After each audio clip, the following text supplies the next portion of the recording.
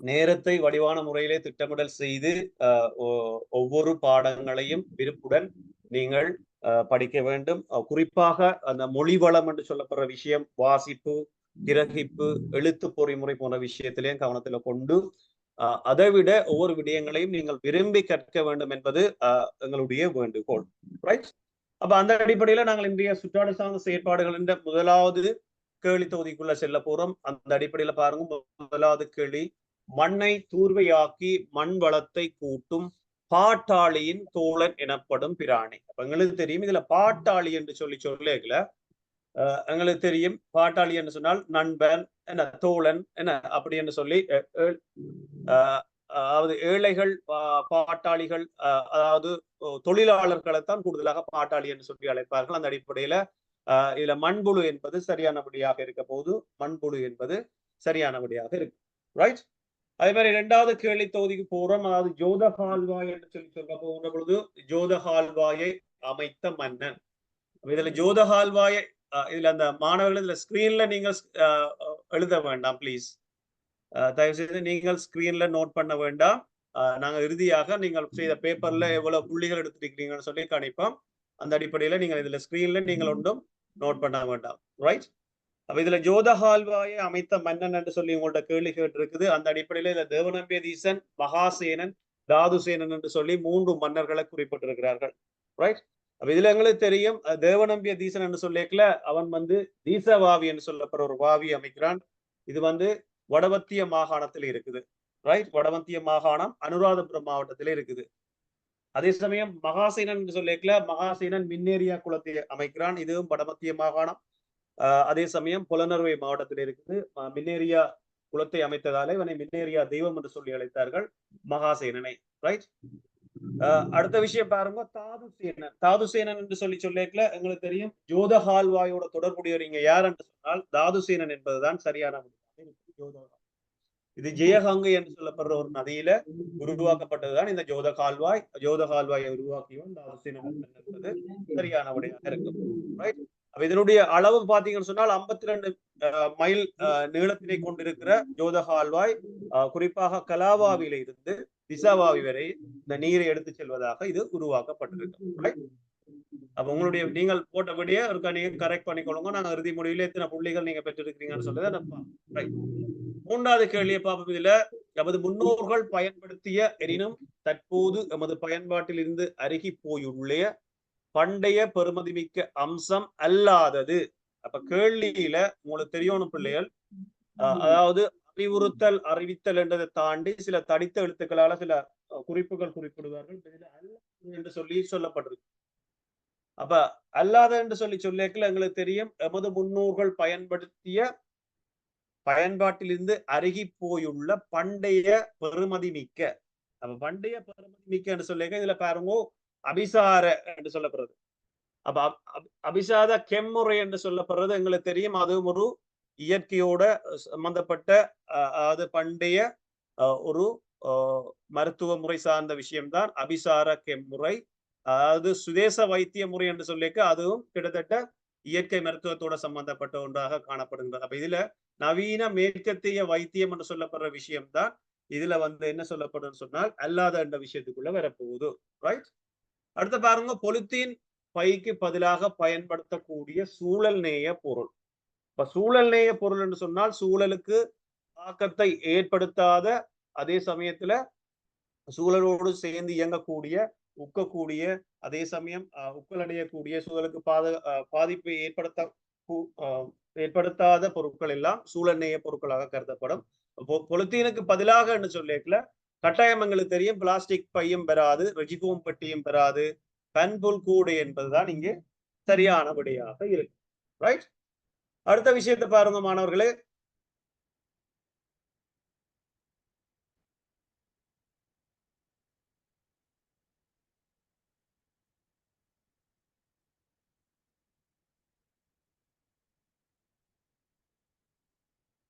அடுத்த விஷயம் பாருங்க, இதுல சில குறியீடு தரப்பட்டிருக்கு. இந்த குறியீடு குறியீட்டால் குறிப்பிடப்படுவது யாது என்பதுதான் கேள்வி. அப்ப இக்குறியீட்டுல குறிப்பிடப்படுவது யார் என்று சொல்லி கேட்கல உங்களுக்கு தெரியணும். அதாவது இக்குறியீடு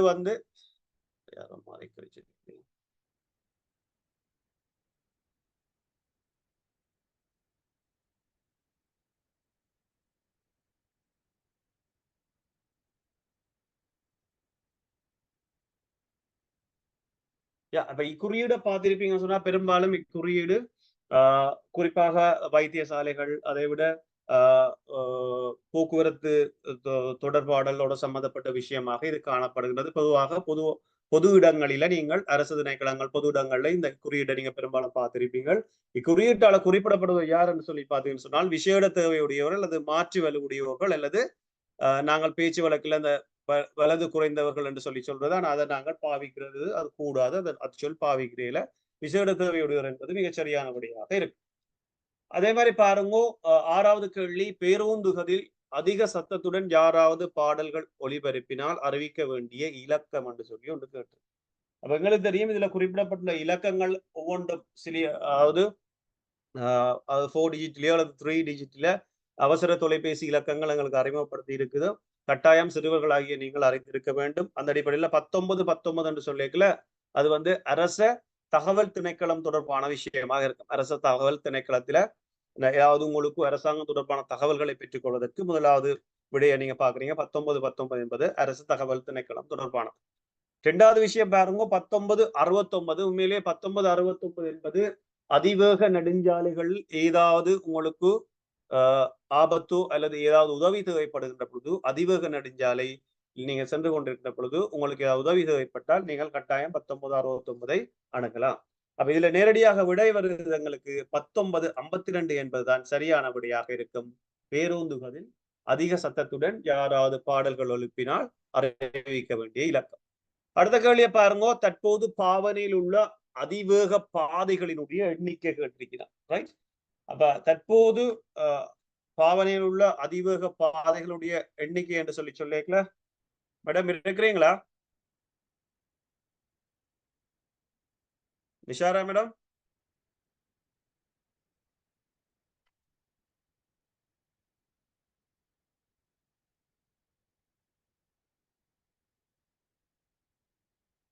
மெடத்தை மியூட் பண்ணிருக்கா? முக்கியமா இருக்க மெடத்தை இருக்க ஆன் பண்ணி விடுங்க. மியூட் இருக்க எடுத்து விடுங்க. மெடத்தை மியூட்.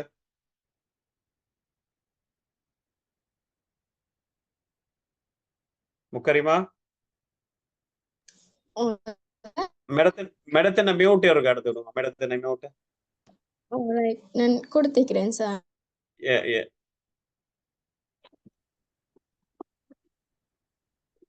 நீங்க எந்த கேள்வி 10வது முடிச்சிட்டீங்களா?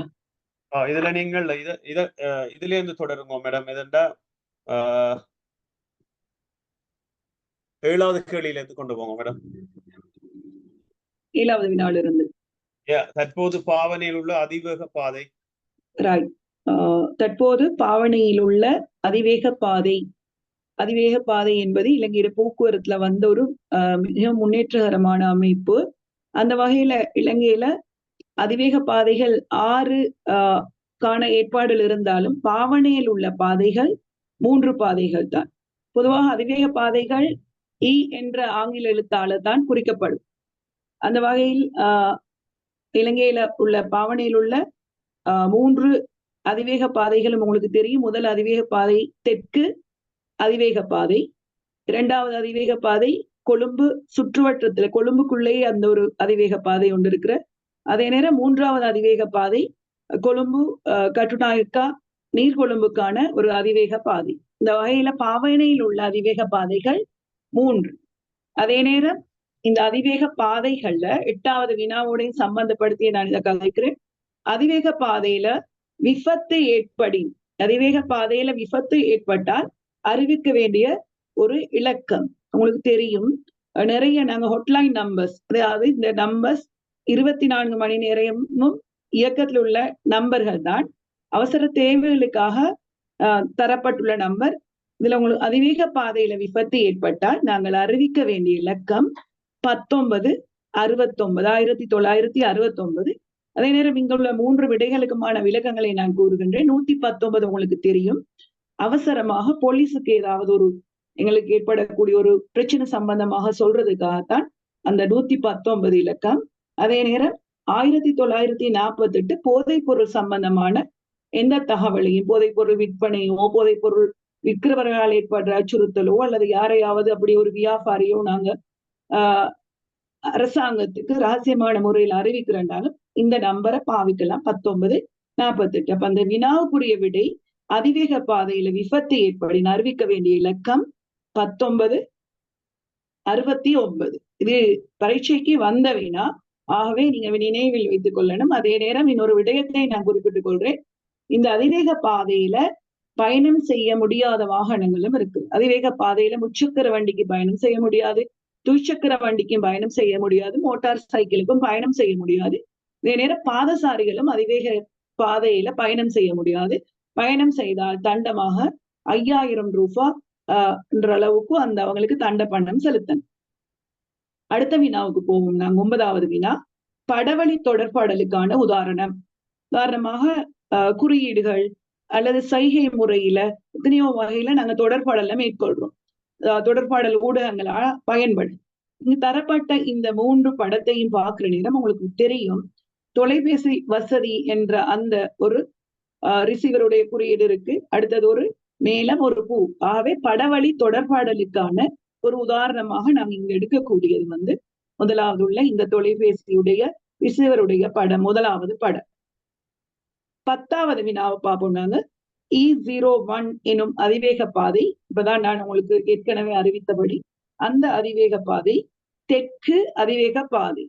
இந்த தரம் 5 மாணவர்கள் என்ற வகையில நாம் சென்ற அந்த கல்வி சுற்றுலா பாடத்தோட நீங்க ஒரு ஹைவேல பயணிக்கிற மாதிரிதான் அந்த தமிழ் பாடமே வருது. இந்த பாடத்தை உங்களுக்கு எந்த வகையிலும் மறக்கல. இலங்கையிட முதலாவது அதிவேக பாதை தெற்கு அதிவேக பாதை. இவருடைய குறியீட்டு இலக்கம் E01.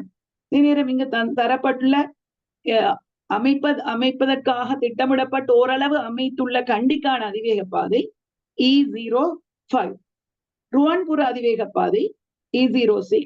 அதிவேக பாதைகள் பொதுவாக நிறத்துல காட்டும் போது ஊதா நிறத்துல காட்டப்படும்.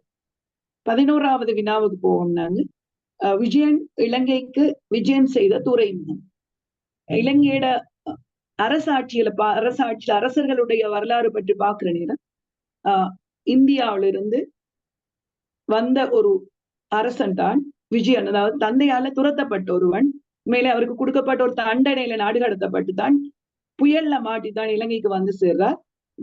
இலங்கைக்கு விஜயன் வந்த நேரம் அவங்களுடைய அங்க வந்த பாய்க்கப்பல் புயல்ல சிக்கி சிதைவடைந்து வந்த இடம்தான் தம்பபணி எனப்படுற மன்னாரில் உள்ள அந்த பகுதி. அங்கதான் அந்த குவேனியுடைய அரண்மனை, குவேனியுடைய தோட்டம் எல்லாம் உள்ள அந்த பகுதி. அந்த தம்பபணின்னு அவங்க சொன்ன காரணம் கூட அந்த மண் சிவப்பு நிறமாக இருந்ததால் அவங்களுடைய அந்த மொழியில சிவப்பு நிறமுடைய மண் என்று சொன்னதான் அந்த மாந்தை தம்பபணி என்ற அந்த இடங்கள். மன்னார் மாந்தை என்று பழைய பெயர். அதே நேரம் உங்களுக்கு தெரியும், அடுத்த விடையாக தரப்பட்டுள்ள விடை திருகோணமலை, இலங்கையில் உள்ள ஒரு மிகப்பெரிய இயற்கை துறைமுகம். அதே நேரம் ஒளிவில் அதுவும் ஒரு துறைமுகம் தான். கிழக்கு மாகாணத்துல அம்பாறை மாவட்டத்துல காணப்படும் அது ஒரு மீன்பிடி துறைமுகம். அடுத்த வினாவுக்கு போவோம். நாங்க 12வது வினா, நீர்வழி போக்குவரத்து சாதனம் அல்லாதது. பொதுவாக அன்பான மாணவர்களே, உங்களுடைய சுற்றாடல் சார் செயற்பாடு வினா பத்திரத்துல அல்லாதது, இன்றியமையாதது, குறிப்பிடக்கூடியது அப்படியான சொற்பிரயோகங்கள் வரும். அது கட்டாயமா நீங்க அந்த இடத்துல அழுத்தி வாசித்துத்தான் விடை கண்டுபிடிக்கணும். இங்கு நீர்வழி போக்குவரத்து சாதனம் அல்லாதது எனப்பட்டால் நீர்வழி போக்குவரத்து சாதனம் எதனையும் இங்க விடையாக நீங்க குறிப்பிடப்பட முடியாது. பரிசில் நீங்க பார்த்திருப்பீங்க, ஆறு போன்ற பகுதிகளில் கூடை போன்ற அமைப்புல செய்யப்பட்ட ஒரு துடுப்பால வலித்து நீர்ல பயணம் செய்யற ஒரு அமைப்பு. புராதன போக்குவரத்து முறைகள் இருந்தது. இன்றும் இந்தியாவில போன்ற கிராமப்புறங்கள் இந்த பரிசில் தெப்பம் எல்லாம் பாவிக்கப்படுது. அதே நேரம் தொடர் உந்துன்ற நேரம் இது போயிரதத்தை குறிக்கும். அவை போயிரதம் நிலத்துல போக்குவரத்துல வரக்கூடிய ஒரு சாதனம், நீர் போக்குவரத்து அல்ல. ஆகவே அதுக்கான விடை தொடருந்து, ஊந்து அல்ல. நீங்க நல்லா கவனம் எடுக்கணும், தொடருந்து. 13வது வினா, இலக்கிய நீரை மேல்மட்டத்திற்கு கொண்டு வர உதவும் தாவரங்கள். தாவரங்களோட வேர்கள் தான் மண்ணின் உள்ள நிலத்தில் உள்ள அடியில் உள்ள நீரை மேல்மட்டத்துக்கு கொண்டு ஆவியுறுப்பு மூலம் இலைகள் சூழலுக்கு விட்டு சூழல் குளிர்ச்சி ஆகும். அந்த வகையில இங்கு தரப்பட்ட 2 மரங்கள், இந்த 3 விடைகள் ஏதோ 2 மரங்கள் நிலத்திட கீழ்மட்ட நீரை மேல் மட்டத்துக்கு கொண்டு வரக்கூடியவை. இதுல முக்கியமானவை இந்த மருத மரமும் அத்தி மரம். நீங்க பொதுவாக நீர்நிலைகள், கிணறுகள் என்பவற்றில பார்த்திருப்பீங்க, மருத மரங்களை நட்டி இருப்பாங்க. பொதுவாக கோயில்கள்லையும் சில இடங்கள்ல மருத மரம் நட்டி இருப்பாங்க. ஆறுகள், ஓடைகள், கிணங்களுக்கு பக்கத்துல மருத மரம் மருத்துவ குணமுடைய ஒரு பெரிய மரம், அழகான மரமும் கூட. அதே மாதிரி அத்தி மரம் பூவாது காய்க்கும் மரம் என்று சொல்லுவாங்க. அந்த பூ பட்டைக்குள்ள வரும் அந்த மரமும் எங்களுக்கு நிலக்கீழ் நீரை மேல்மட்டத்திற்கு கொண்டு வரக்கூடிய ஒரு மரம். இதுல இன்னொரு விஷயத்த நான் கோட் பண்றேன். அந்த 3வது விடையில ஏற்கனவே நீங்க எல்லாம் இலங்கை பூர்வம் உள்ள மாணவர்கள் என்ற வகையில பனை மரம், பலாமரம் எல்லாம் உங்களுக்கு தெரிஞ்சிருக்கு. இந்த இலுப்பை மரம், பொதுவாக இலுப்பை மரம் நிறைய மாணவர்களுக்கு இந்த இலுப்பை மரம் பற்றி தெரியாம இருக்கும். இது இலங்கையோட தேசிய உரமரம், ஜாத்திக பொகரகசன்னு சொல்லி சிங்களத்துல சொல்லுவாங்க. இது தேவானம்பிய தீசன் மன்னனுடைய காலத்துல இலுப்பை மரத்தை தரித்தவர்களுக்கு மரண தண்டனை வழங்கப்பட்டுச்சு. இந்த காரணம் என்ன, அந்த அளவு இந்த மரம் பொறுமதியான ஒரு மரம். அதே நேரம் ஆங்கிலேயர் நாட்டிட செழுமையை நீக்கிறதுக்காக இந்த மரத்தை வெட்டி தீயிட்டு கொளுத்தி அந்த இலங்கையிலிருந்து இந்த மரங்களை முற்றாக அழித்தாங்க. அதே மண் வளத்தை அவங்க கெடுக்கணும்ன்ற ஒரு நோக்கத்தோட அவங்களுடைய ரசாயனங்களை இலங்கைக்கு கொண்டு வரணும்ன்ற நோக்கத்திலே.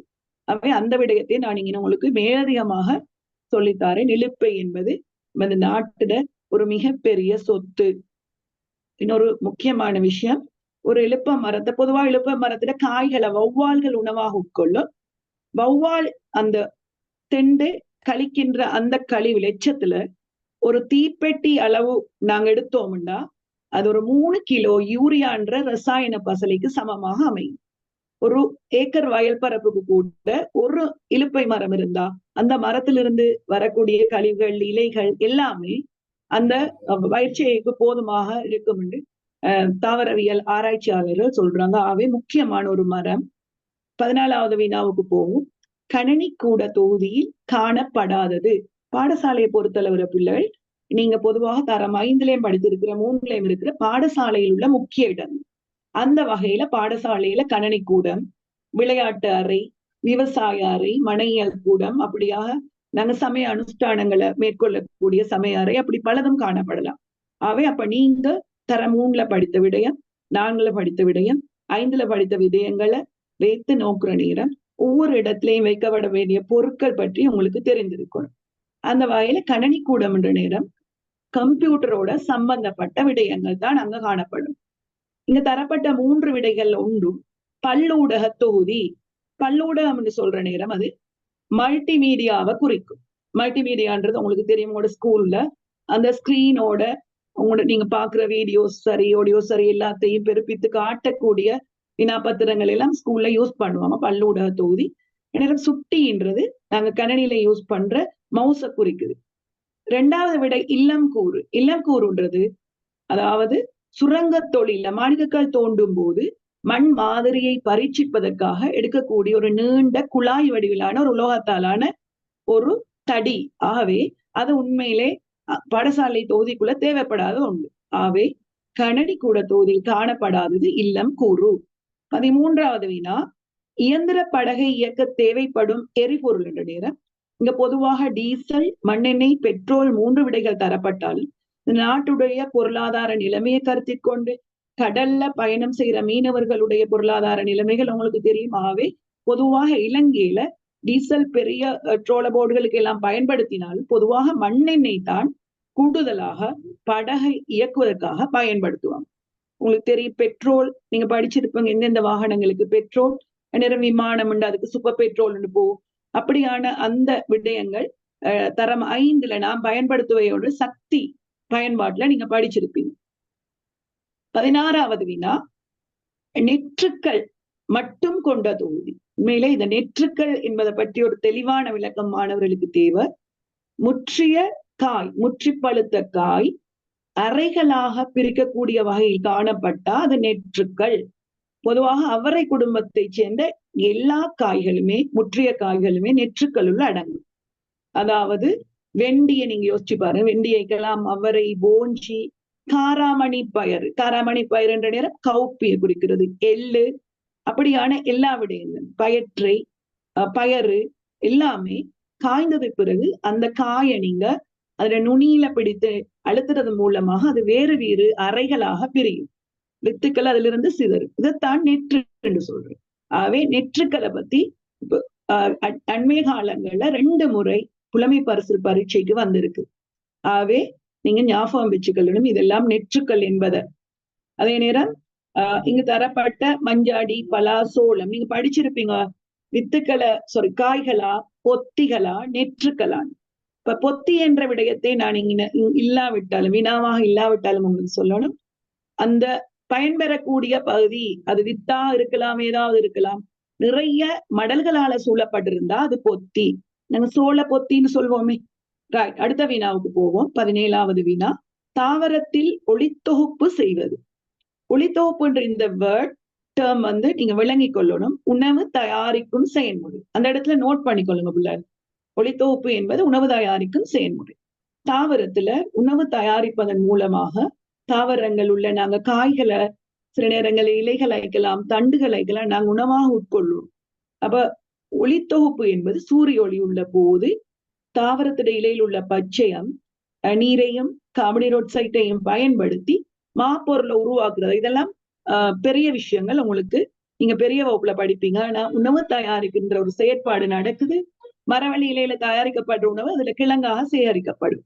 கொய்யா மரத்துல இலையில தயாரிக்கப்படுற உணவு கொய்யா பழமாவோ காயாவோ நாங்க சாப்பிடுவோம். பலா மரத்துல இலையில தயாரிக்கப்படுற உணவு பலா காயாக வரும்.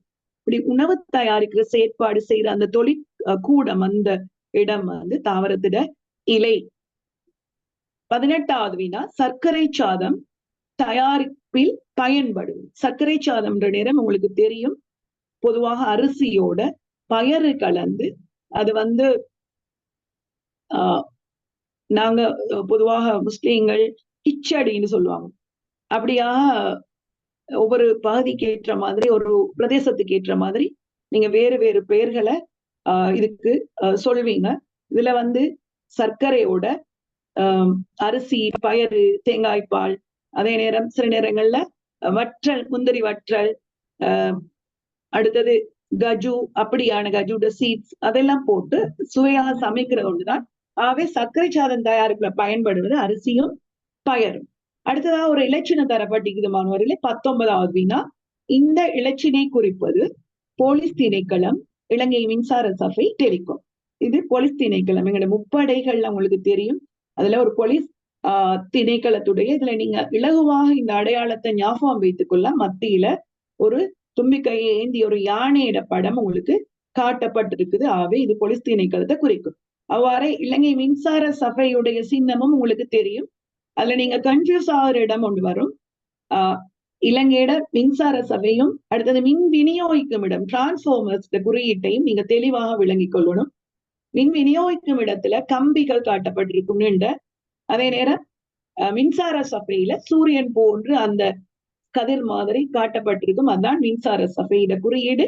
உங்க வீட்டுக்கு வரக்கூடிய மின்சார பட்டியலை நீங்க அவதானிச்சு அந்த குறியீட்டை அழகா பார்க்கலாம். டெலிகாம் இலங்கையிட தொலைத்தொடர்போட சம்பந்தப்பட்ட நிறுவனம். அதுலயும் வினாக்கள் வரலாம். நீங்க அதுல அவதானிக்கணும். அதுல எத்தனை வட்டங்கள் மேல வரும், அடுத்ததுல எத்தனை வட்டங்கள் வரும், அதுல மெல்லிய நிறத்துல தீட்டப்பட்ட வட்டங்களும் உண்டு, தடித்த அந்த டார்க் கலர்ல தீட்டப்பட்ட வட்டங்களும் உண்டு. அதெல்லாம் நீங்க பார்க்கணும். சுற்றாடல் பாடம் என்பது உங்களோட அவதானத்தில் உள்ள விடயம்தான். ஒரு ஆசிரியர் இல்லாம கற்றுக்கொள்ளக்கூடிய சந்தோஷமான ஒரு பாடம் சுற்றாடல் பாடம். சூழலை நேசித்தா, சூழலை நீங்க எல்லாத்தையும் அவதானிச்சா இது அழகா கற்றுக்கொள்ளலாம். அடுத்த வினாவுக்கு போவோம். நாங்க 20வது வினா, பொதுமக்களுக்கு சேவை வழங்கும் உள்ளூராட்சி நிறுவனம் அல்லாதது. உள்ளூராட்சி நிறுவனம் நாங்க வாழ்ற பிரதேசம், அது உதாரணமா கிராமம் அமைக்கலாம், பிரதேசம் அமைக்கலாம், நகரம் அமைக்கலாம், மாநகரம் அமைக்கலாம். அந்த பகுதியை நிர்வகிப்பதற்காக உருவாக்கப்பட்ட அமைப்புகள் தான் கிராம சபையோ, பிரதேச சபையோ, நகர சபையோ, எப்படியோ மாநகர சபையோ, அதான் உள்ளூராட்சி நிறுவனங்கள். அந்த வகையில உள்ளூராட்சி நிறுவனம் அல்லாததான் உங்கள்கிட்ட கேட்கப்படுது.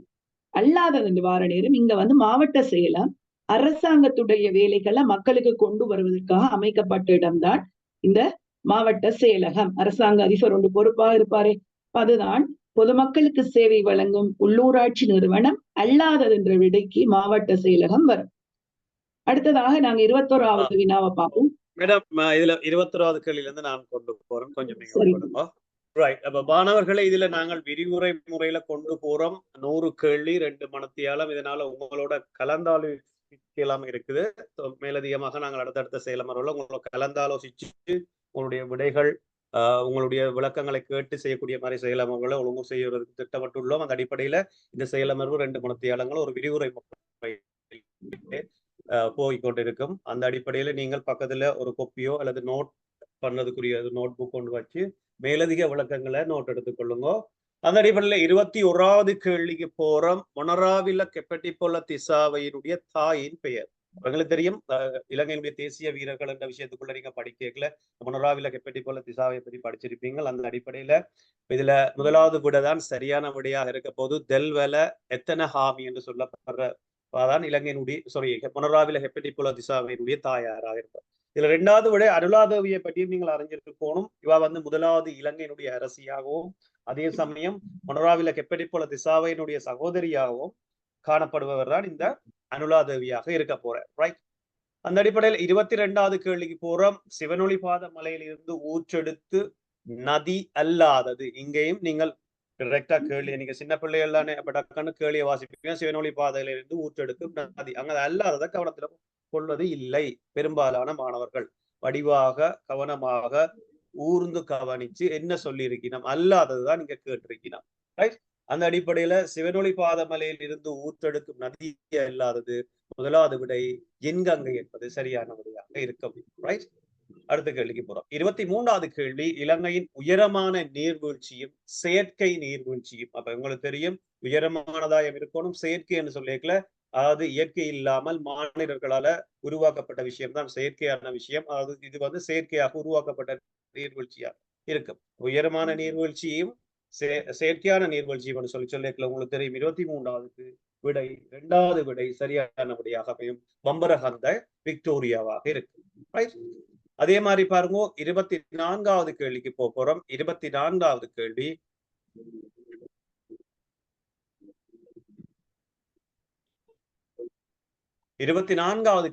ரம்புட நீர்வீழ்ச்சி காணப்படுகின்ற மாவட்டம் இது என்றுதான் கேள்வி. ரம்புட நீர்வீழ்ச்சி காணப்படும் மாவட்டம்.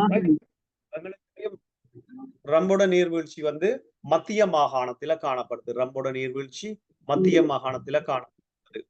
25வது கேள்வி பேதுருதாலகால மலை அமைந்துள்ள மாவட்டம். உங்களுக்கு தெரியும், இலங்கையினுடைய இயற்கை அம்சங்கள் தொடர்பாக, திரைத்தோற்ற அம்சங்கள் தொடர்பாக ஏதாவது சுற்றாடல் சார்ந்த வினாக்கள் உங்களுக்கு பகுதி 1 பகுதி 2 உங்களுக்கு வந்து கொண்டிருக்குது. அந்த அடிப்படையில பேதுருதாலகால மலை என்று சொல்லப்படுற மலை அமைந்திருக்கிற மாவட்டம் என்று சொல்லி கேட்டால் சரியான விடை நுவரேலியா மாவட்டம் என்பது சரியான விடையாக அமையும். ரைட். அப்படியே 26வது கேள்விக்கு போவோம்.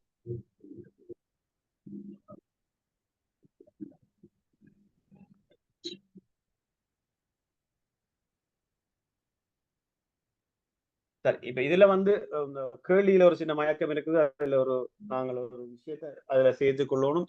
ஈர உளுந்து மா அரைக்க பயன்படுவது இதென்று சொல்லித்தான் கேட்டிருக்கணும். அப்ப இதுல உளுந்து மா இல்ல, ஈர உளுந்து என்பதை கேள்வி வினாத்தாள் நீங்க பிரிண்ட் அவுட் பண்ணி வச்சிருப்பீங்க. அதுலயும் இருக்கும், நீங்கள் அதை போட்டுக்கொள்ளுங்க மாணவ குழந்தைகளை. ஈர உளுந்து என்றதுதான் அதுல சரியாக வரணும்.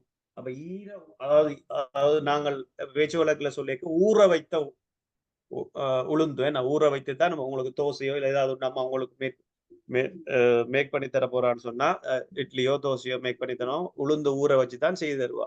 அந்த அடிப்படையில உளுந்த ஊற வச்சு அரைக்க பயன்படுகின்ற ஒரு முறைன்னு சொல்லிக்கல உங்களுக்கு தெரியும். உங்களோட வீடுகள்லயே புராதன காலம் தொட்டு இருக்கிற ஒரு உபகரணங்கள்ல 3 தரப்பட்டிருக்கு. இதுல உரல், ஆட்டுக்கல், திரிகைக்கல்.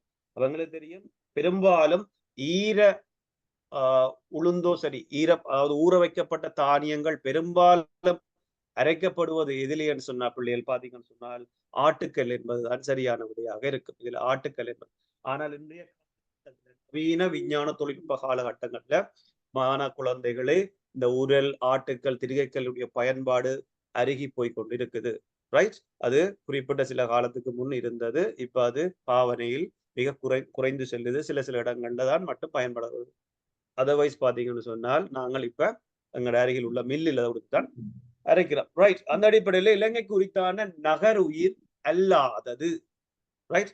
அப்ப அந்த அடிப்படையில உங்களுக்கு தெரியும் மல் புளூட்டா, கொம்பு ஓணான், நீர்ப்பாம்பு போன்ற விஷயங்கள் இதுல 3 விடை உங்களுக்கு தரப்பட்டிருக்கிறது. சரியான விடை என்னவா இருக்க போது மல் புளூட்டா என்பது சரியான விடை. இதுல நகருயிரி என்று கேட்டபடியால அதை நீங்கள் கவனத்துல கொள்ளுங்கள். அடுத்த பாருங்க 28வது கேள்வி, போலிக்கோலம் பூணும் விலங்கு. ரைட். அப்ப இந்த கேள்வி அதாவது சூழலுக்கு ஏற்ப இதுல ஸ்கிரீன்ல யார் இப்ப இதுல நோட் கொஞ்சம் ஸ்கிரீன்ல டிராயிங் பண்ணாதீங்க ப்ளீஸ்.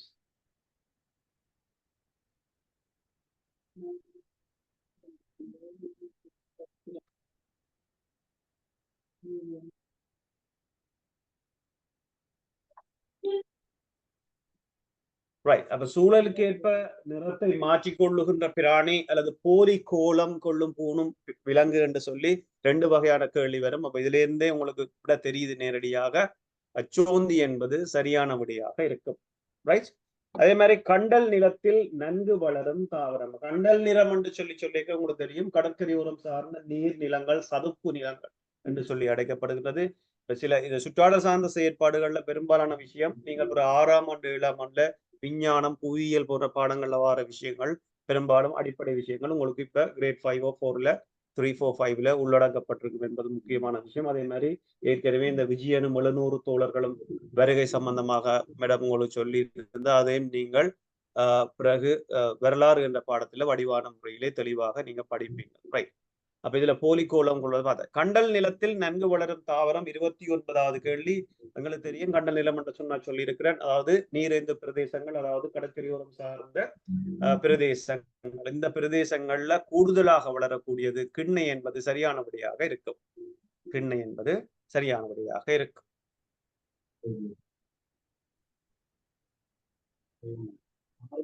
அது மாதிரி பாருங்க நீரின் உள்ளே விழுந்து காணப்படுவது 3 தாவரங்கள் இதுல குறிப்பிட்டிருக்கணும். அதுல பாருங்க ஐதரில்லா, தாமரை, குளவாழை என்று சொல்லி இருக்கணும். இதுல சரியான விடை எல்லாருக்குமே தெரியும் ஐதரில்லா என்பது சரியான விடையாக இருக்கும். 31வது கேள்வி, நீரில் அடித்து செல்லாதிருப்பதற்கு நிலத்தில் வேரூன்றி வாழும் தாவரம். நீரில் அடித்து செல்லாமல் இருப்பதற்கு நிலத்தில வேரூண்டி இருக்கும். அது நீருக்குள்ள இருக்கணும். ஆனா நிலத்துல வேரூண்டி இருக்க போது அதுக்கு சரியான விடை என்னவா இருக்க போது பிள்ளைகள்? வலிசுனேரியா என்பது சரியான விடையாக இருக்கும். வலிசுனேரியா என்பது சரியான விடையாக இருக்கும். ரைட். 32வது கேள்விக்கு போறோம். இலங்கையினுடைய முதலாவது செய்மதியை கண்டுபிடித்தோர் என்று சொல்லி அவங்களுக்கு தெரியும் இலங்கையில குறிப்பாக இந்த செய்மதிகள் தொடர்பான ஆய்வு மையமாக இந்த ஆதர்சி கிளாக் என்று சொல்லப்படுவருடைய பேரில் உருவாக்கப்பட்ட ஆதர்சி கிளாக் மையம் அமைந்து காணப்படுகிறது. அதிலே குறிப்பாக இலங்கையிலிருந்து அனுப்பப்பட்ட முதலாவது செய்மதியாக அதாவது இலங்கை ஆட்சி செய்த ராவணனை மையப்படுத்தி ராவணா என்று சொல்லி வச்சிருக்கிறார்கள். ராவணா ஃபர்ஸ்ட், ராவணா 1 என்பதுதான் இலங்கையினுடைய முதலாவது செய்மதி. அந்த அடிப்படையில இலங்கையினுடைய செய்மதியை கண்டுபிடித்தவர்கள் சொல்லிக்கல இதுல தரிந்து தயாரத்னா, துலானகா சமிக்கா என்று சொல்லப்படுற இருவருமே இலங்கையுடைய முதலாவது செய்மதியை தயாரித்தவர்களாக காணப்படுகிறார்கள். ரைட்.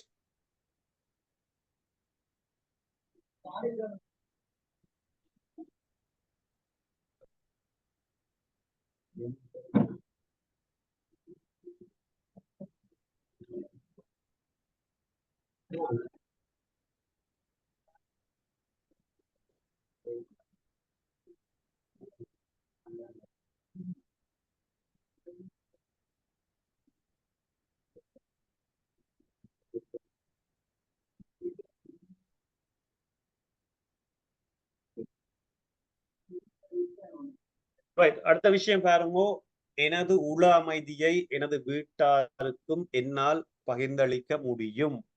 ரைட். இது ஒரு கூற்றாக இருக்கு. ரைட். அந்த அடிப்படையில இந்த 33வது கேள்வி, அதாவது இது வந்து ஒரு அதாவது இக்கூற்று காணப்படும் படிநிலை. எங்களுக்கு தெரியும் படிநிலை என்று சொல்லிக்க அதாவது உடலை தளர்த்துதல், மனதை தளர்த்துதல், மன உறுதி அல்லது திட சித்தம் அல்லது பிரார்த்தனை, அடுத்தது மலர்வு அல்லது உதிர்ப்பு, அல்லது கடைசியாக தியானம், மன ஒருங்கிணைப்பு போன்ற செயற்பாடுகளுக்கு இந்த படிநிலைகளை பயன்படுத்தினோம். அந்த அடிப்படையில பாருங்க மாணவ குழந்தைகளே, எனது மன அல்லது உள அமைதியை எனது வீட்டாருக்கும் என்னால் பகிர்ந்தளிக்க முடியும் என்ற கூற்று காணப்படுகின்ற படிநிலை எத்தனாவது படிநிலையா இருக்கு? மலர்வு என்று சொல்லப்படுற ஒரு விடயத்தை இங்க குறித்து நீக்கும். மலர்வு என்று சொல்லப்படுற ஒரு விடயத்தை தான் இது குறித்து நீக்க போகும். ரைட். மாணவர்கள் பாடசாலை சீருடை அணிவதனுடைய நோக்கம் இதுல கேட்கப்பட்டிருக்கு. 34வது கேள்வி. எங்களுக்கு தெரியும் கட்டங்கராவில் உருவாக்கப்பட்ட கால பகுதியிலிருந்து எங்களுக்கு தெரியும் இலவச கல்வி இலங்கையில் அறிமுகப்படுத்தப்படுவது தென்னங்கராவால. மாணவர்கள் மத்தியில எளிமையான தன்மையை வெளிப்படுத்தணும் என்பதற்காக ஒரே மாதிரியான யூனிஃபார்ம் வந்து இலங்கையில புழக்கத்துல காணப்படுது. அணிவதனுடைய நோக்கம். 3வது விடை சரியான விடையாக இருக்கு. 35வது கேள்விய இந்தியாவின் ஏவுகணையின் தந்தை என அழைக்கப்படுவது உங்களுக்கு தெரியும். எங்களுடைய அயல் நாடு இலங்கையினுடைய அயல் நாடாக கருதப்படுவது, இலங்கைக்கு அதிக அளவில் உதவிகளையும் மேற்கொள்ள ஒரு நாடாகவும் காணப்படுகின்ற ஒரு நாடுதான் இந்தியா. இந்தியாவினுடைய ஏவுகணையின் அல்லது செய்மதி தொடர்பாடலுடைய அல்லது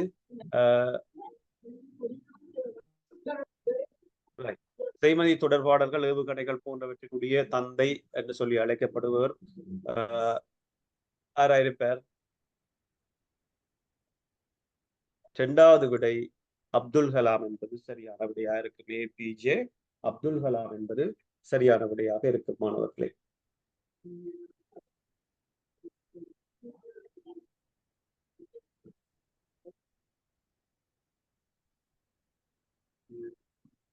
அடுத்த கேள்வி பாருங்க. அச்சுறுத்தல் போன்று பேசுவது எவ்வகையான நடத்தை? உண்மையிலேயே அச்சுறுத்தல் போன்று பேசுவது அல்லது உங்களுக்கு சிறுவர்கள் என்றபடியால உங்களுக்கு வீடுகளில குளப்படி சந்தர்ப்பங்கள்ல அல்லது ஏதாவது ஒரு துர்நடத்தைகளோ அல்லது ஏதாவது ஒரு பிழை சந்தர்ப்பத்தில் அச்சுறுத்தல் போன்று பேசுவதற்கான வாய்ப்புகள் இருக்கு. அந்த அடிப்படையில அச்சுறுத்தல் போன்று பேசுறது எவ்வகையான நடத்தை என்று சொன்னால் ஆக்கிரமிப்பு நடத்தை என்பது சரியான விடையாக. ஆக்கிரமிப்பு நடத்தை. அழுகல் நோயால் பாதிக்கப்படும் பயிர். அழுகல் நோயால் பாதிக்கப்படும் பயிர்ன்னு சொல்லிக்கல. உங்களுக்கு தெரியும் தக்காளி என்பது சரியான விடையாக இருக்கு. தக்காளி என்பது சரியான விடையாக இருக்கு. சேனை பயிர் செய்கை. சேனை பயிர் செய்கைன்னு சொல்லிக்க மாணவர்களே,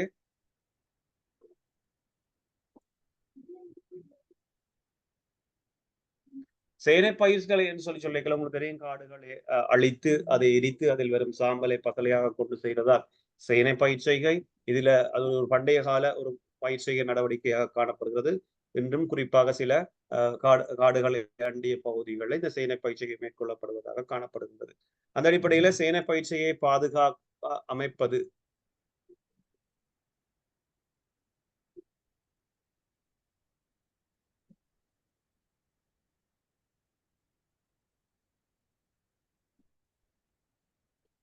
சேனை பயிர்களை பாதுகாக்க அமைப்பது இதுல பாத்தீங்கன்னு சொன்னா காவற்குடில என்று சொல்லி கொண்டு இருக்குது.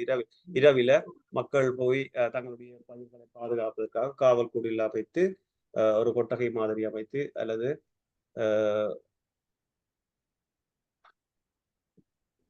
காவற்குடில் என்பது இருக்கு சரியான விடையாக இருக்கு.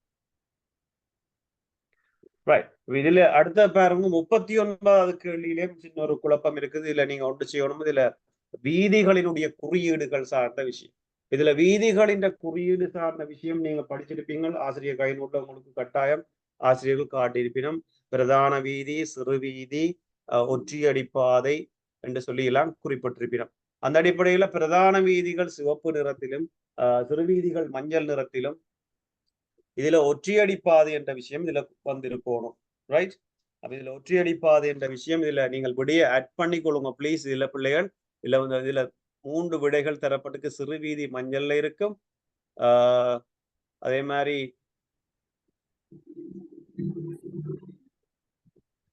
இதுல நீங்கள் பாலமண்டத ஒற்றியடி பாதையாக மாற்றிக்கொள்ளுங்க. ஒற்றியடி பாதை என்ற விடையை போட்டுட்டு 39வதுக்கு ஒற்றியடி பாதை என்பதுதான் சரியான விடை. பாலம் என்பது வராது. ரைட். அப்ப சிறு வீதி மஞ்சள், பிரதான வீதி சிவப்பு, ஒற்றியடி பாதை இப்படி பிளாக்கால சின்ன சின்ன டேஷ் போட்டிருப்பினோம். ரைட். 40வது கேள்விக்கு போறோம். 40வது கேள்வி என்று சொல்லிக்கல இதுல கேட்கினம் E04 என்பது ஒரு அதிவேக நெடுஞ்சாலையினுடைய ஒரு குறியீட்டு பேராக இருக்க போது அப்ப இதுல E04 என்று சொல்லப்படுற பகுதி வடக்கினுடைய அதிவேக நெடுஞ்சாலை. நோட் பண்ணிக்கொள்ளுங்க. சரி எடுத்தாக்கள் சரி, பிழை எடுத்தாக்கள் இதை நோட் பண்ணிக்கொள்ளுங்க. வடக்கினுடைய அதிவேக பாதை E04 என்று அழைக்கப்படும். 41வது கேள்வி.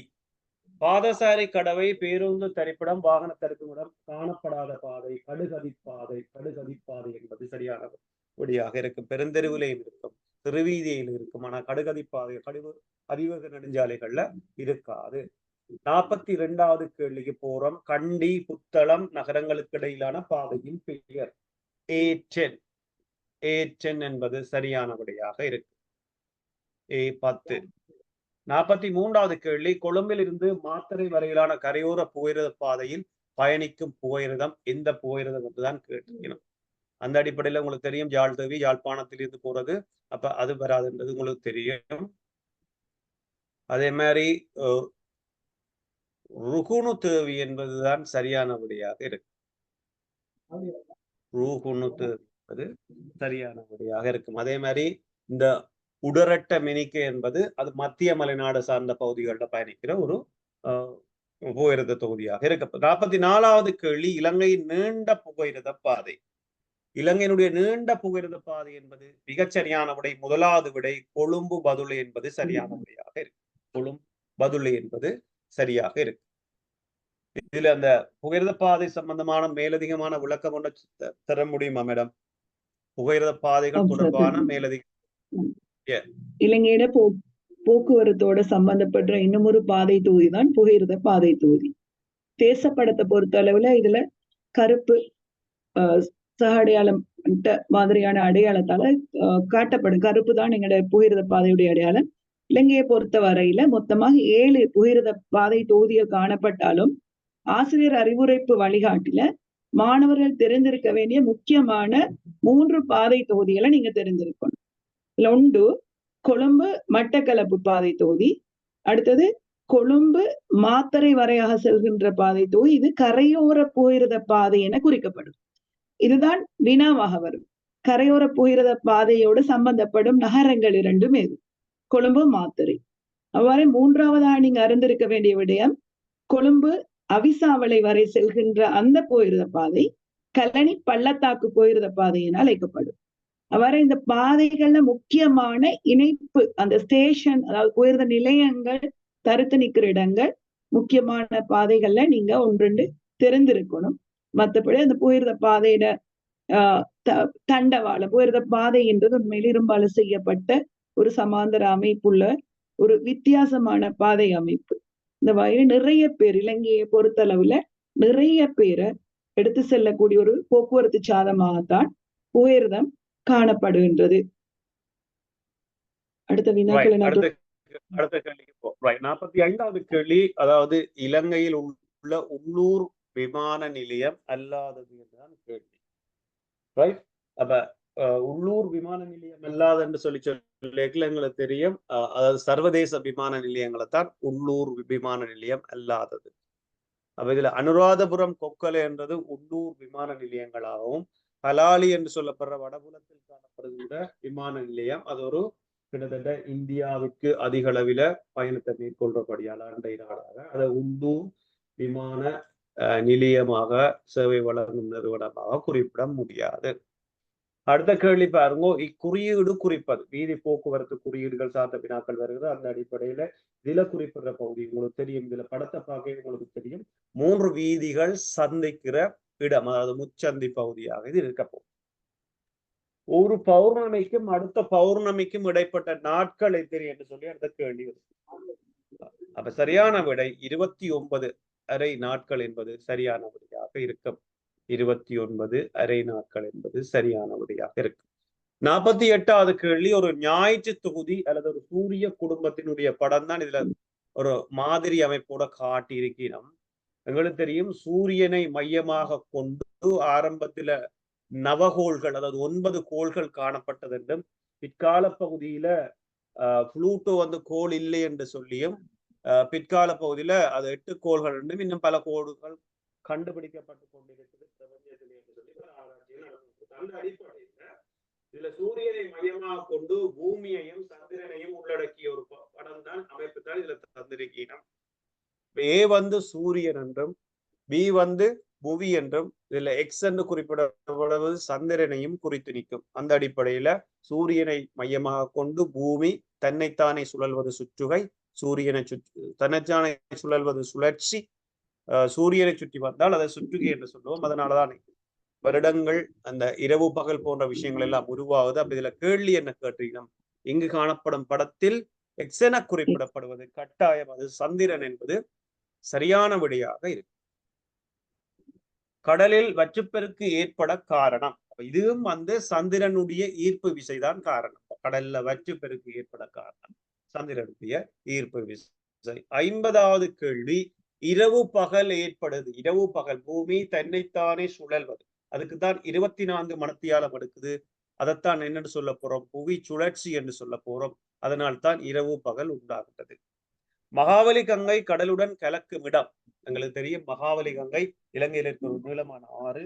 அந்த அடிப்படையிலே மகாவலி கங்கை மத்திய மலைநாடு சார்ந்த பகுதியில் ஹோட்டன் சமவெளியில உற்பத்தியாகி பள்ளத்தாக்குகள் வழியூடாக வளைந்தோடி கிழக்கு மாகாணத்தின் திருகோணமலை கொட்டியாரக்குடாவில் சங்கமிப்பது சரியான விடை. ஒன்றில் இந்த கொட்டியாரக்குடா நகரலா அல்லது திருகோணமலை சொல்லி கூட கேட்பார்கள். ரைட், அடுத்த கேள்வி பாருங்க. அடுத்த கேள்வியிலே ஒரு சின்ன மயக்கம் மாற்றிக்கொள்ளுங்க கேள்வியே. அதாவது இலங்கை முழுவதும் மழை வீழ்ச்சி தரும் மழை என்று சொல்லி கேட்டிருக்கேன். அந்த கேள்வியில ஒரு சின்ன மாற்றம், இலங்கையின் பெரும்பாலான பகுதிகளுக்கு கிடைக்கும் அல்லது இலங்கைக்கு கிடைக்கும், அதாவது இலங்கையில் கிடைக்கும் மழை வீழ்ச்சி, அதிகமாக கிடைக்கிற மழை வீழ்ச்சி, இலங்கைக்கு கிடைக்கும் அதிகமான மழை வீழ்ச்சி எந்த மழை வீழ்ச்சியினூடாக கிடைக்கும்? உங்களுக்கு தெரியும், இலங்கையில உகைப்பு மழை, சூறாவளி மழை, பருவக்காற்று மழை என்று மழை இருக்கு. சரி, அத கேள்வி ஒருக்க மாற்றிக்கொள்ளுங்க. 52வது கேள்வி. ரைட், இலங்கைக்கு அதிகம் கிடைக்கும் மழை வீழ்ச்சி முறை என்றுதான் கேள்வி. இதுல இலங்கை முழுவதும் மழை வீழ்ச்சி என்று சொல்லி அதை கேள்வி ஒருக்க மாற்றிக்கொள்ளுங்க பிளீஸ். அந்த அடிப்படையில உகைப்பு மழை, சூறாவளி மழை, பருவக்காற்று மழை, உகைப்பு மழை கரையோரம் சார்ந்த பகுதியில, இலங்கையினுடைய கடற்கரையோரம் சார்ந்த பகுதியில் மாலை நேரங்கள்ல பெய்கிற மழை உகைப்பு மழை. சூறாவளி மழை என்று சொல்லி கிள சுழற்சியையும் வேகத்தையும் கொண்ட காற்றை உள்ளடக்கி அது பெய்யும். அது குறிப்பிட்ட சில கால பகுதியில அது சூறாவளி. ஆனா பருவக்காற்று மழை தான் இலங்கையில அதிக அளவு கிடைக்கிறது, அதிக கால பகுதிகளில் கிடைக்கிறது. அது வடகீழ் பருவக்காற்று, தென்மேல் பருவக்காற்று இருக்குது. அப்ப அந்த அடிப்படையில இது தென்மேல் பருவக்காற்று மழை என்று அல்லது பருவக்காற்று மழை என்று சொல்லி அதை விடையை மாற்றிக்கொள்ளுங்க. பருவக்காற்று மழை தான் இதுக்கு சரியான விடையாக இருக்கு. ரைட், இந்த கொஸ்டின்ஸ் ஒருக்கா திருப்பி சொல்றேன்னு பாருங்க. அதாவது இலங்கையில் கிடைக்கும் அதிகளவிலான மழை வீழ்ச்சி. ரைட், இலங்கைக்கு கிடைக்கும் அதிகளவிலான மழை வீழ்ச்சி சூறாவளி மழை மூலம் கிடைக்குதா, உகைப்பு மழை மூலம் கிடைக்குதா, பருவக்காற்று மழை மூலம் கிடைக்குதான்றதான் கேள்வி. ரைட், அப்ப விட வந்து பருவக்காற்று மழை என்பது சரியான விடையாக இருக்கு. ரைட், அடுத்த கேள்வியை பாருங்க. உலக சதுப்பு நிலம் அல்லது ஈர நிலங்கள் தொடர்பான கேள்வி. அடுத்த கேள்வி சதுப்பு நிலம் அல்லது ஈர நிலம் தொடர்பான கேள்வி.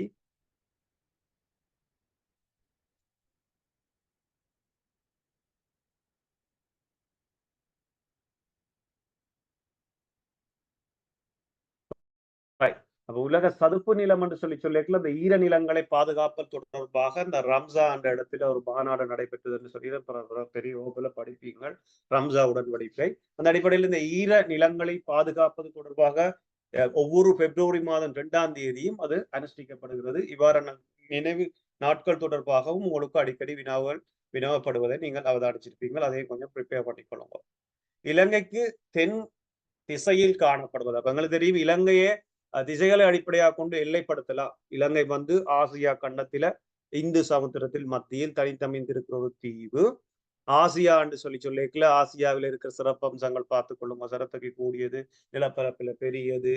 ரைட், அந்த அடிப்படையில இலங்கையின் தென் திசையில இருக்குன்னு சொன்னால் கட்டாயம் அது இந்து சமுத்திரம் என்பதுதான் சரியாக இருக்கும். இலங்கையின் தீவண்டபடியால கீழே இந்து சமுத்திரம் தான் இருக்குது. அப்ப இந்து சமுத்திரம் என்பது சரியான விடையா இருக்கும். ஜப்பானை பார்த்தீங்கன்னு சொன்னா இலங்கைக்கு கிழக்கு பகுதியிலேயும், ஆப்பிரிக்கா பார்த்தீங்கன்னு சொன்னா இலங்கையினுடைய மேற்கு பகுதியிலையும் இருக்கு. அப்ப கேள்வி இலங்கையினுடைய கிழக்கு பகுதியில் அமைந்திருக்கிறேன்னு சொல்லி வந்தால் ஜப்பான். கேள்வி இலங்கையுடைய மேற்கு பகுதியில் அமைந்திருக்கிறது சொன்னா ஆப்பிரிக்கா என்பது சரியான விடையாக இருக்கும் மாணவ குழந்தைகளை. 55வது கேள்வியை மேடம் ஒருக்கா தொடருங்க நீங்கள்.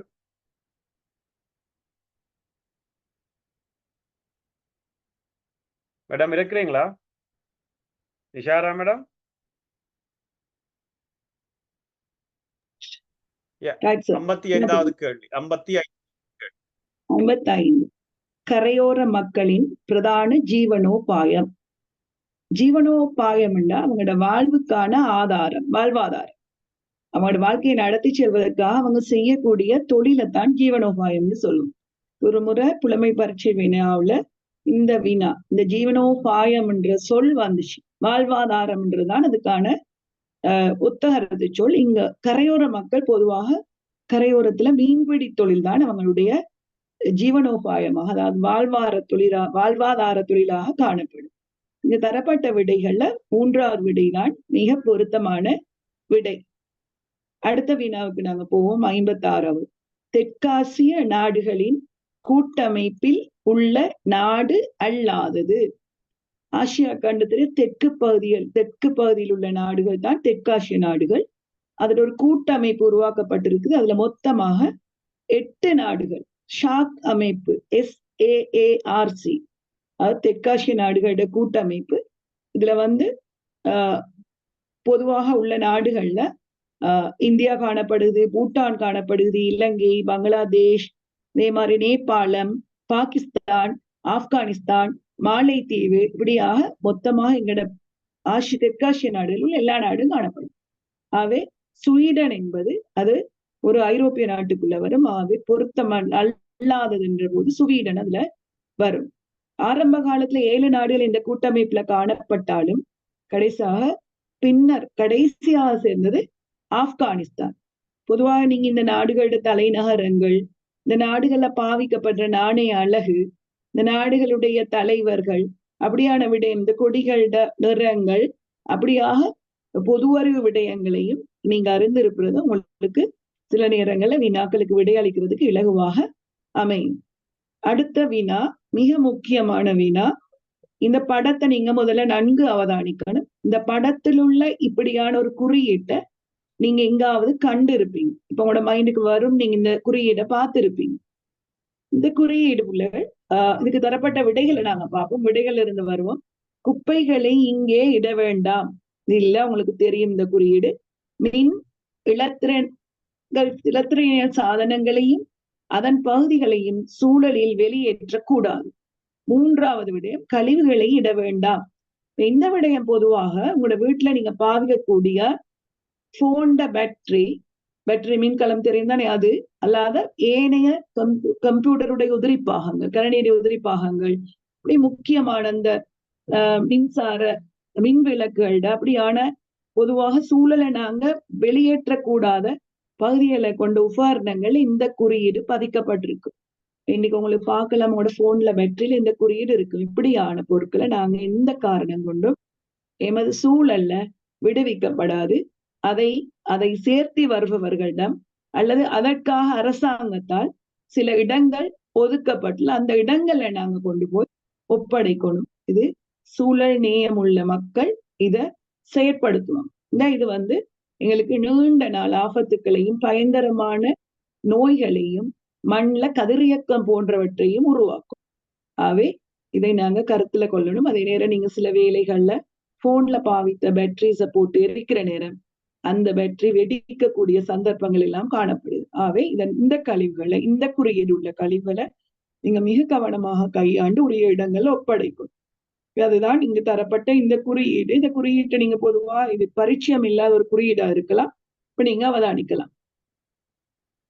அடுத்ததாக இந்த குறியீடு உணர்த்துவது.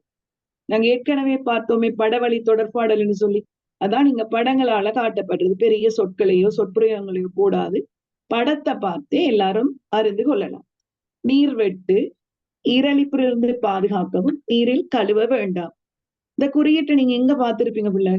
பொதுவாக எங்கட உப்பு பொதி செய்யப்பட்ட அந்த உப்பு பேக்கெட்ல நீங்க பார்த்திருப்பீங்க. இந்த குறியீடு போடப்பட்டிருக்கு. நீரில் கழுவ வேண்டாம். அந்த நீரில் கழுவ வேண்டாம்னு சொல்லப்படுறதுக்கான ரீசனை நீங்க தெரியுங்க.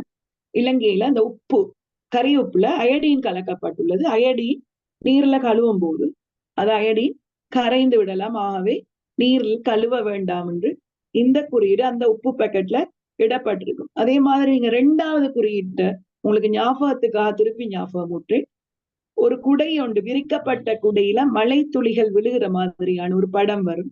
அது ஈரழிப்பில் இருந்து பாதுகாக்கும், அதாவது நனையாது பாதுகாக்கும் என்பதை குறிக்கும். 59வது வினாவும் ஒரு பட குறியீடு தான். இந்த குறியீடு காலநிலையோட சம்பந்தப்பட்ட குறியீடு. குறியீடு மூலம் காட்டப்படுவது கடும் மழை, தெளிவான வானம், தூறல் மழை. இது கடும் மழை அல்ல. கடும் மழைன்னா அது மின்னல், இடி எல்லாம் காட்டக்கூடிய குறியீட்டோட அதிக அளவு மழை துளிகள் காட்டப்படும். இது தூறல் மழையை குறிக்கும். இது நீங்க தரம் 3ல தான் இந்த குறியீடுகளை படிச்சிருக்கிற. ஆகவே நீங்க திருப்பி ஒரு முறை உங்களோட ஆசிரியர் அறிவுரை வழிகாட்டுல இந்த படங்கள் எல்லாம், தெளிவான வானம், அடுத்தது இடியுடன் கூடிய மழை, அப்படியான எல்லா விடயங்களும் அந்த தரம் 3 ஆசிரியர் வழிகாட்டுல காணப்படுது. மீண்டும் ஒரு முறை அவற்றை நீங்க தெளிவாக கவனம் எடுத்து பாருங்க. 60வது வினா, இலங்கையில் முதன்மையான சுற்றுலா மையமாக திகழும் சீகிரியா குன்று உலக மரபுரிமையாக்கப்பட்ட ஆண்டு. உலக மரபுரிமைன்னா நீங்க முதல்ல என்னண்டு விளங்கும். மரபுரிமைன்னா எங்களுக்கு எங்களோட வரலாற்றோட சம்பந்தப்பட்டு தொன்று தொற்று எங்களோட நாட்டுல பாதுகாக்கப்பட்டுவாரு பல அம்சங்கள் மரபுரிமைக்குள்ள அடங்கும்.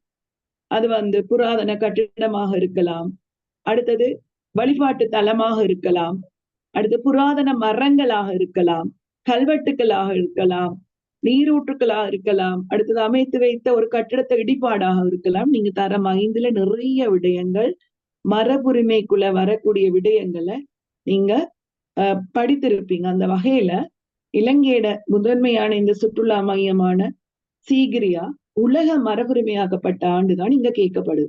இப்ப உலக மரபுரிமைன்னா ஐக்கிய நாடுகள் சபையிட கலை கலாசார அம்சங்களை பேணுகின்ற அமைப்பு தான் யுனெஸ்கோ.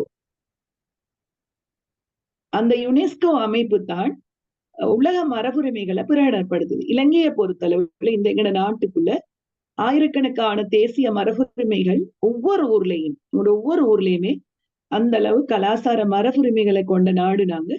ஐக்கிய நாட்டு சபை இலங்கையில முக்கியமான 8 இடங்களை உலக மரபுரிமையாக பிரகடனப்படுத்திக்குது. அந்த வகையில சீகிரியா உலகத்துல 8வது அதிசயம் என்று கூறப்படுற ஒன்று. அது மரபுரிமையாக்கப்பட்ட ஆண்டு 1982ஆம் ஆண்டு. இதோட பழைய அனுராதபுர நகரம், பழைய பொலனறுவை நகரமும் 1982ஆம் ஆண்டுதான் உலக மரபுரிமையாக பிரகடனப்படுத்தப்பட்டது. நீங்க நாமிலங்கியர் பாடத்துல படிக்கக்கூடிய ஒரு விஷயம். இதெல்லாம் நீங்க தெளிவாக மனம் உவந்து படித்தா இதெல்லாம் உங்களுக்கு இந்த டேட் எல்லாம் மாற மாட்டாது. உங்களுக்கு நிறைய எங்களுடைய யாழ் மாஸ்டர் குழுமத்திலே இது சம்பந்தமான அனைத்து காணொளிகளை நாங்க பதிவிட்டு இருக்கிறோம். குவனாசிரியருடைய அழகான தெளிவான விளக்கத்தோட அந்த காணொளிகள் காணப்படுது. நீங்க அதை வட்ட கேட்கிறது மூலமாக இந்த இடங்கள்ல ஆசிரியர் அறிவுரை உட்பட்ட விடயங்கள் மட்டும்தான் அங்கு பதிவேற்றப்பட்டிருக்குதாகவே மாணவர்களுக்கு தேவையான விடயங்களை நீங்க அங்கிருந்து பெற்றுக்கொள்ளலாம். 61வது இதுல இன்டரப்ட் பண்றதுக்கு இதுல 57ஆவதுக்கும் 59ஆவதுக்கும் அந்த விடிய ஒரு திருப்பி கேட்டிருக்கிறா ஒரு ஸ்டூடெண்ட் கேட்டிருக்கா, திருப்பி மென்ஷன் பண்ணிடுறோம். 57 இருக்கா ப்ளீஸ். 57வது வினாக்குரிய விடயமா அந்த குறியீடு என்னன்னா, இதுல ஏதோ வெளியேற்றக்கூடாது, இங்க ஒரு வெட்டப்பட்டிருக்குது, புகைத்தல் கூடாதுக்கு அப்படி எல்லாம் இந்த குறியீடு ஒளியெழுப்ப தடைக்கு இப்படி ஒரு புள்ளடி அடையாளம் வரும். இந்த மின் இலத்திரனியல் சாதனங்களையும் அதன் பகுதிகளையும் சூழலில் வெளியேற்றக்கூடாது என்ற 2வது விடைதான் 57வது வினாவுக்குரிய விடை. அடுத்தது 59ஆவதா? 59ஆவது. இங்கு காலநிலை குறியீடு, வானிலை குறியீடு ஒன்று காட்டப்பட்டுள்ளது. இது தூறல் மேகம் காட்டப்பட்டு மேகத்திலிருந்து மழை துளிகள் விழுத காட்டப்பட்டு, ஆகவே இது தூறல் மழையை குறிக்கும் என்ற 3வது விடை. அடுத்த வினா 61வது வினா பாப்போம். நாங்க இது யாத்திரை ஒன்று. யாத்திரை என்பது சமய சம்பந்தமான பயணம். இப்ப இப்போது உங்களுக்கு தெரியும் எங்களோட நாட்டில் உள்ள ஒரு சகோதரினமான முஸ்லீம்கள் நாளை ஹஜ்ஜு பெருநாளை கொண்டாடும். இதுக்கான ரீசன் என்னன்னா, இனிய முஸ்லீம்கள் யாத்திரை செய்து மக்காவில சென்று அந்த கிரியைகளை மேற்கொள்றாங்க. அப்படி அதே நேரம் திருப்பதிக்கு இந்துக்கள் யாத்திரை செய்வாங்க. சிங்கள மக்களும் கூட இந்தியாவில் உள்ள புட்டபர்த்தி அவங்களுடைய புத்தர் பிறந்த அந்த இடங்களுக்கு யாத்திரை செய்வாங்க. யாத்திரை என்பதை நீங்க விளங்கிக் கொள்ளும்.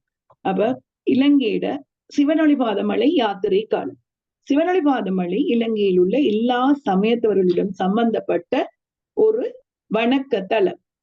இந்த மலையில புத்தருடைய பாதம் இங்கு பதியப்பட்டுள்ளதாக அவர்களுடைய எண்ணம். அதே நேரம் முஸ்லிம்கள் அவங்களுடைய முதல் மனிதன் என கூறப்படுகின்ற ஆதன் நபியுடைய பாதம் அப்துல்லா என்று சொல்லி அந்த ஐடியில இருக்கிறாள். ப்ளீஸ் நீங்க அந்த ஸ்கிரீனை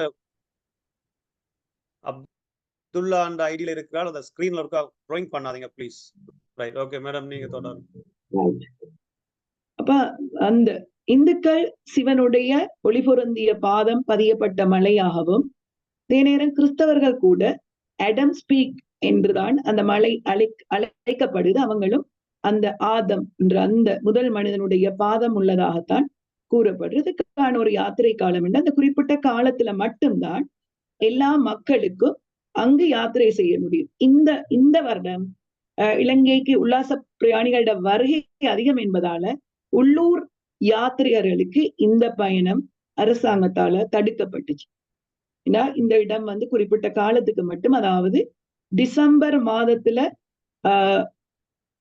வருகின்ற அந்த டிசம்பர் மாதத்துடைய பூரணை தினத்துல ஆரம்பிக்கப்பட்டு இங்குள்ள முக்கியமான பூஜை வைக்கப்படக்கூடிய அனைத்து விடயங்களும், அந்த பூஜை மங்கள பொருட்கள் அனைத்தும் பெரஹரா ஊர்வலம் மூலமாக சிவனொளிபாத மலைக்கு எடுத்து செல்லப்படும். டிசம்பர் மாதம் இது தொடங்கி வெசக், அதாவது மே மாதம் வெசக் உற்சவத்துடைய நிறைவோட அந்த பூரணை தினத்தோடு தான் இந்த யாத்திரை காலம் முடிவடையும். ஆகவே இதே மாதிரி நீங்க இலங்கையில் உள்ள ஏனைய யாத்திரைகள் ஊர்வலங்கள் சம்பந்தமாகவும் நாம் இலங்கையர் பாடத்தோட நீங்க தெரிந்திருக்க வேண்டும்.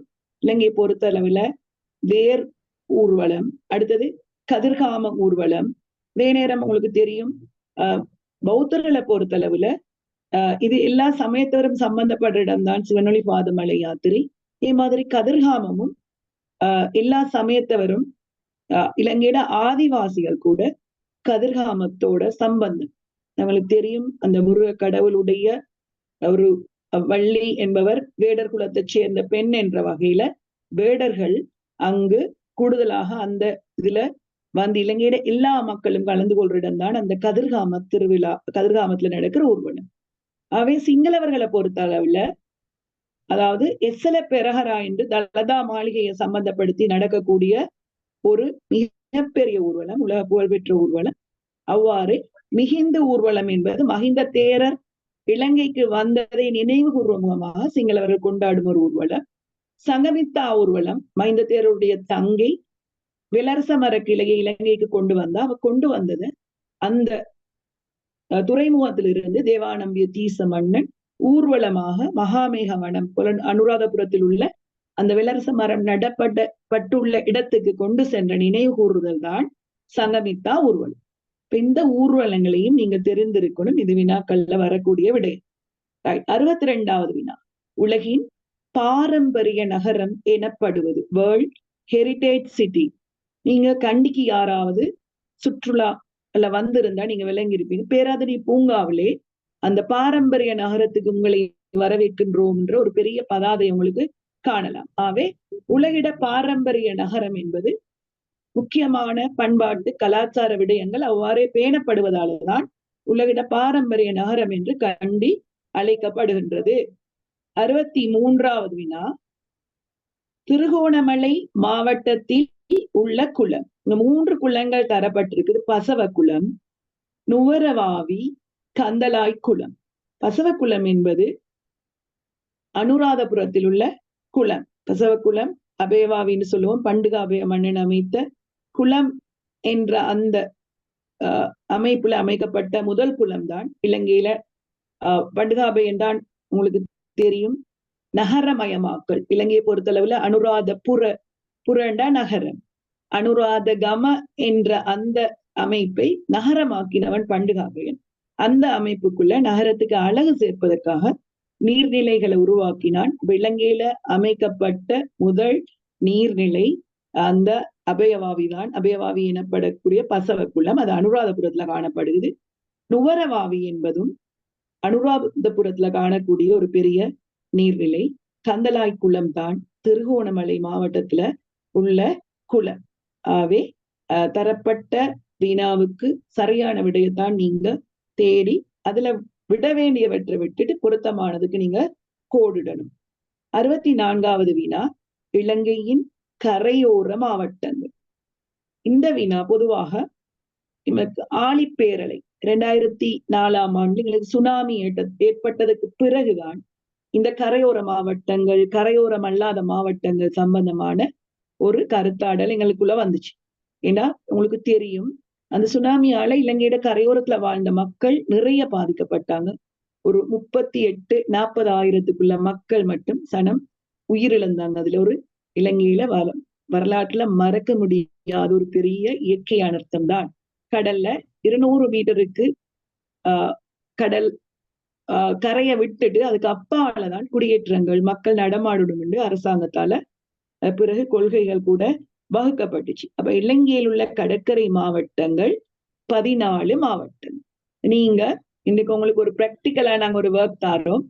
உங்கள்கிட்ட சில நேரங்கள வகுப்புல நீங்க ஒட்டின இலங்கை படம் இருக்கலாம், பாடத்தோடு சம்பந்தப்பட்டு. அந்த பாடத்தோடு சம்பந்தப்பட்ட வடமாகாணத்துல தொடங்கி அடுத்ததாக கிழக்கு மாகாணம், அடுத்தது தென் மாகாணம், மேல் மாகாணம், வட மேல் மாகாணத்தில் உள்ள அந்த மாவட்டங்களை நீங்க எண்ணி பார்த்தா 14 மாவட்டங்கள் கரையோர மாவட்டங்களாக வரும். இப்ப மொத்தமா உங்களுக்கு தெரியும், இலங்கையோட நிர்வாக அழகு பிரிப்புக்குள்ள 25 மாவட்டங்கள் காணப்படுகிறது. அதுல 14 மாவட்டங்கள் கரையோர மாவட்டங்கள். ஆனால் கரையோரம் இல்லாத, கடற்கரை இல்லாத மாவட்டங்கள் 11 மாவட்டங்கள். அவ்வாறு நீங்களும் இந்த கேள்வியை மாத்தி உங்கள்கிட்ட கேட்கக்கூடிய சந்தர்ப்பம் இருக்கிற கடற்கரை உள்ள மாகாணங்கள், அத உங்களுக்கு அழகா கெஸ் பண்ணலாம், கண்ணால பாக்குற மாதிரி. வட மாகாணத்துக்கு ஊரது கடற்கரை காணப்படுகிறது 1. அடுத்ததாக கிழக்கு மாகாணம் 2, தென் மாகாணம் 3, மேல் மாகாணம் 4, வடமேல் மாகாணம் 5. 5 மாகாணங்கள் கடற்கரையை அண்டிய மாகாணங்களாக வர இலங்கையோட மொத்த மாகாணங்கள் 9, 4 மாகாணங்கள் கடற்கரை இல்லாத மாகாணங்களாக வரும். இதெல்லாம் நீங்க படங்கள் அவதானிக்கிற கட்டாயமா நீங்க செயல்முறையை நீங்க செய்து பார்க்கணும். நீங்க சின்னவங்க, உங்களுக்கு இன்னமும் இலங்கையோட நகரங்களோட அமைவும் தெரிந்திருக்கணும். நீங்க ஆறுகள் கடல்ல கலக்கிற இடங்கள் எல்லாம் குறிக்க வார நேரம் பிரதானமான நகரங்கள் தெரிய வரும். முக்கியமா யாழ்ப்பாணம், திருகோணமலை, மட்டக்களப்பு, அங்கலகாலி, மாத்தறை, கொழும்பு, நீர்கொழும்பு, புத்தளம், அப்படி மன்னார், அப்படி முக்கியமான இடங்களாவது உங்களுக்கு தெரிந்திருக்கணும். அந்த வகையில கட்டாயமாக நீங்க இன்றைக்கு ஒரு இலங்கை படத்தை எடுத்து இதை கட்டாயமாக அவதானிக்கணும். எங்களோட குழுமத்திலையும் இது சம்பந்தமாக பதிவிடப்பட்ட படங்கள் அண்மையில ஒரு மாதத்துக்கு முதல்ல பதிவிட்டு இருந்தாங்க. அதை நீங்க திருப்பி ஒரு முறை உங்களுக்கு அதை பார்க்கலாம் உங்களோட மேலதிக அறிவுக்காக. 66வது சரி சார், 66வது கேள்வியை நான் போனேன். ஓகே, நன்றி. அந்த அடிப்படையில பாருங்க மாணவ குழந்தைகளே, மேடம் சொன்னது போல உங்களுக்கு தெரியும், திசைகளை அடிப்படையாக கொண்டு வடக்கில வட மாகாணம், கிழக்குல கிழக்கு மாகாணம், தெற்குல தென் மாகாணம், மேற்குல மேல் மாகாணம், வடக்குக்கு மேலுக்கும் இடையில வடமேல் மாகாணம், நடுவுல மத்திய மாகாணம் என்று சொல்லி மாகாணங்களை இனங்கண்டு இந்த மாகாணங்களுக்குள்ள இருக்கிற ஒரு மாவட்டங்களையும் நீங்க கண்டுபிடிக்கக்கூடியவர்களாக இருக்க வேண்டும். ரைட்? அந்த அடிப்படையில அடுத்த கேள்வி 66வது கேள்வி. இலங்கை என்பது ஒரு தீவு, 4 பக்கமும் கடலால் சூழப்பட்ட ஒரு தீவு. அந்த தீவுக்குள்ளேயே சிறிய தீவுகள் காணப்படுகிறது. அதுலயும் குறிப்பாக வடமாகாண பகுதியிலே யாழ்ப்பாண மாவட்டத்தை அண்டிய பகுதிகளில் அதிக அளவு இந்த சிறிய சிறிய தீவுகள் இருக்குது. நைனா தீவு, புங்குடு தீவு, நைனா தீவு, புங்குடு தீவு, நெடுந்தீவு போன்ற தீவுகள் காணப்படுகிறது, பெரிய தீவுகள். இல்ல வேலணை என்று சொல்லப்படுறது புங்குடு தீவு என்று சொல்லப்படுற பகுதியை அண்டி இருக்குது. அதுல வேலணை, புங்குடு தீவு என்றதை குறிப்பிட்டுக் கொள்ளுங்க. புங்குடு தீவு, வேலணை என்றதுக்கு பதில புங்குடு தீவு என்றதையும் நீங்கள் அதுல குறிப்பிட்டுக் கொள்ளணும். வேலணை என்றதுக்கு பக்கத்துல புங்குடு தீவு. மாலதீவு இலங்கைக்கு அருகில் இருக்கிற தனி நாடு. அந்தமான் தீவும் ஒரு இந்தியாவுக்கு அவர்களுக்கும் இலங்கைக்கும் மாலத்தீவுக்கும் இடையில இருக்கிற ஒரு தீவு பகுதி. அந்தமான் அது ஒரு தனித்த பிரதேசமாக காணப்படும். இலங்கைக்கு உரித்த பகுதி வேலணை, அதுல புங்குடுதீவு என்பதுதான் சரியான விடை. பிளீஸ் அதை நோட் பண்ணிக்கொள்ளுங்க மாணவர்களே. புங்குடுதீவு. ரைட். 67வது கேள்வி, பண்டுகாபய மன்னனுடைய தந்தை யார் என்று சொல்லி கேட்டிருக்கணும். இதுல தீக்ககாமினி, விஜயன், அனுரதன் என்று சொல்லியிருக்கணும். இதுல நாங்கள் விஜயனை பற்றி ஏற்கனவே சொல்லி இருக்கிறோம்.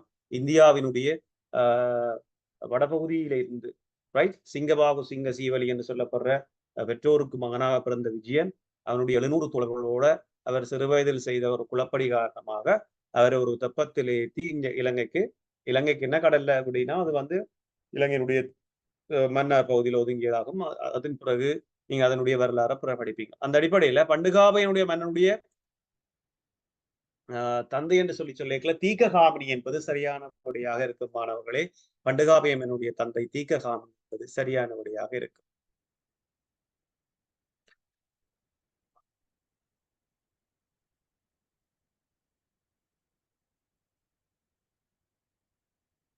அடுத்த கேள்வி பாருங்க. நீதியை நிலைநாட்டுவதில் பெயர் போன மன்னன் ஒரு தமிழ் மன்னன். இதுல எல்லாளன் என்பது சரியான விடையாகும்.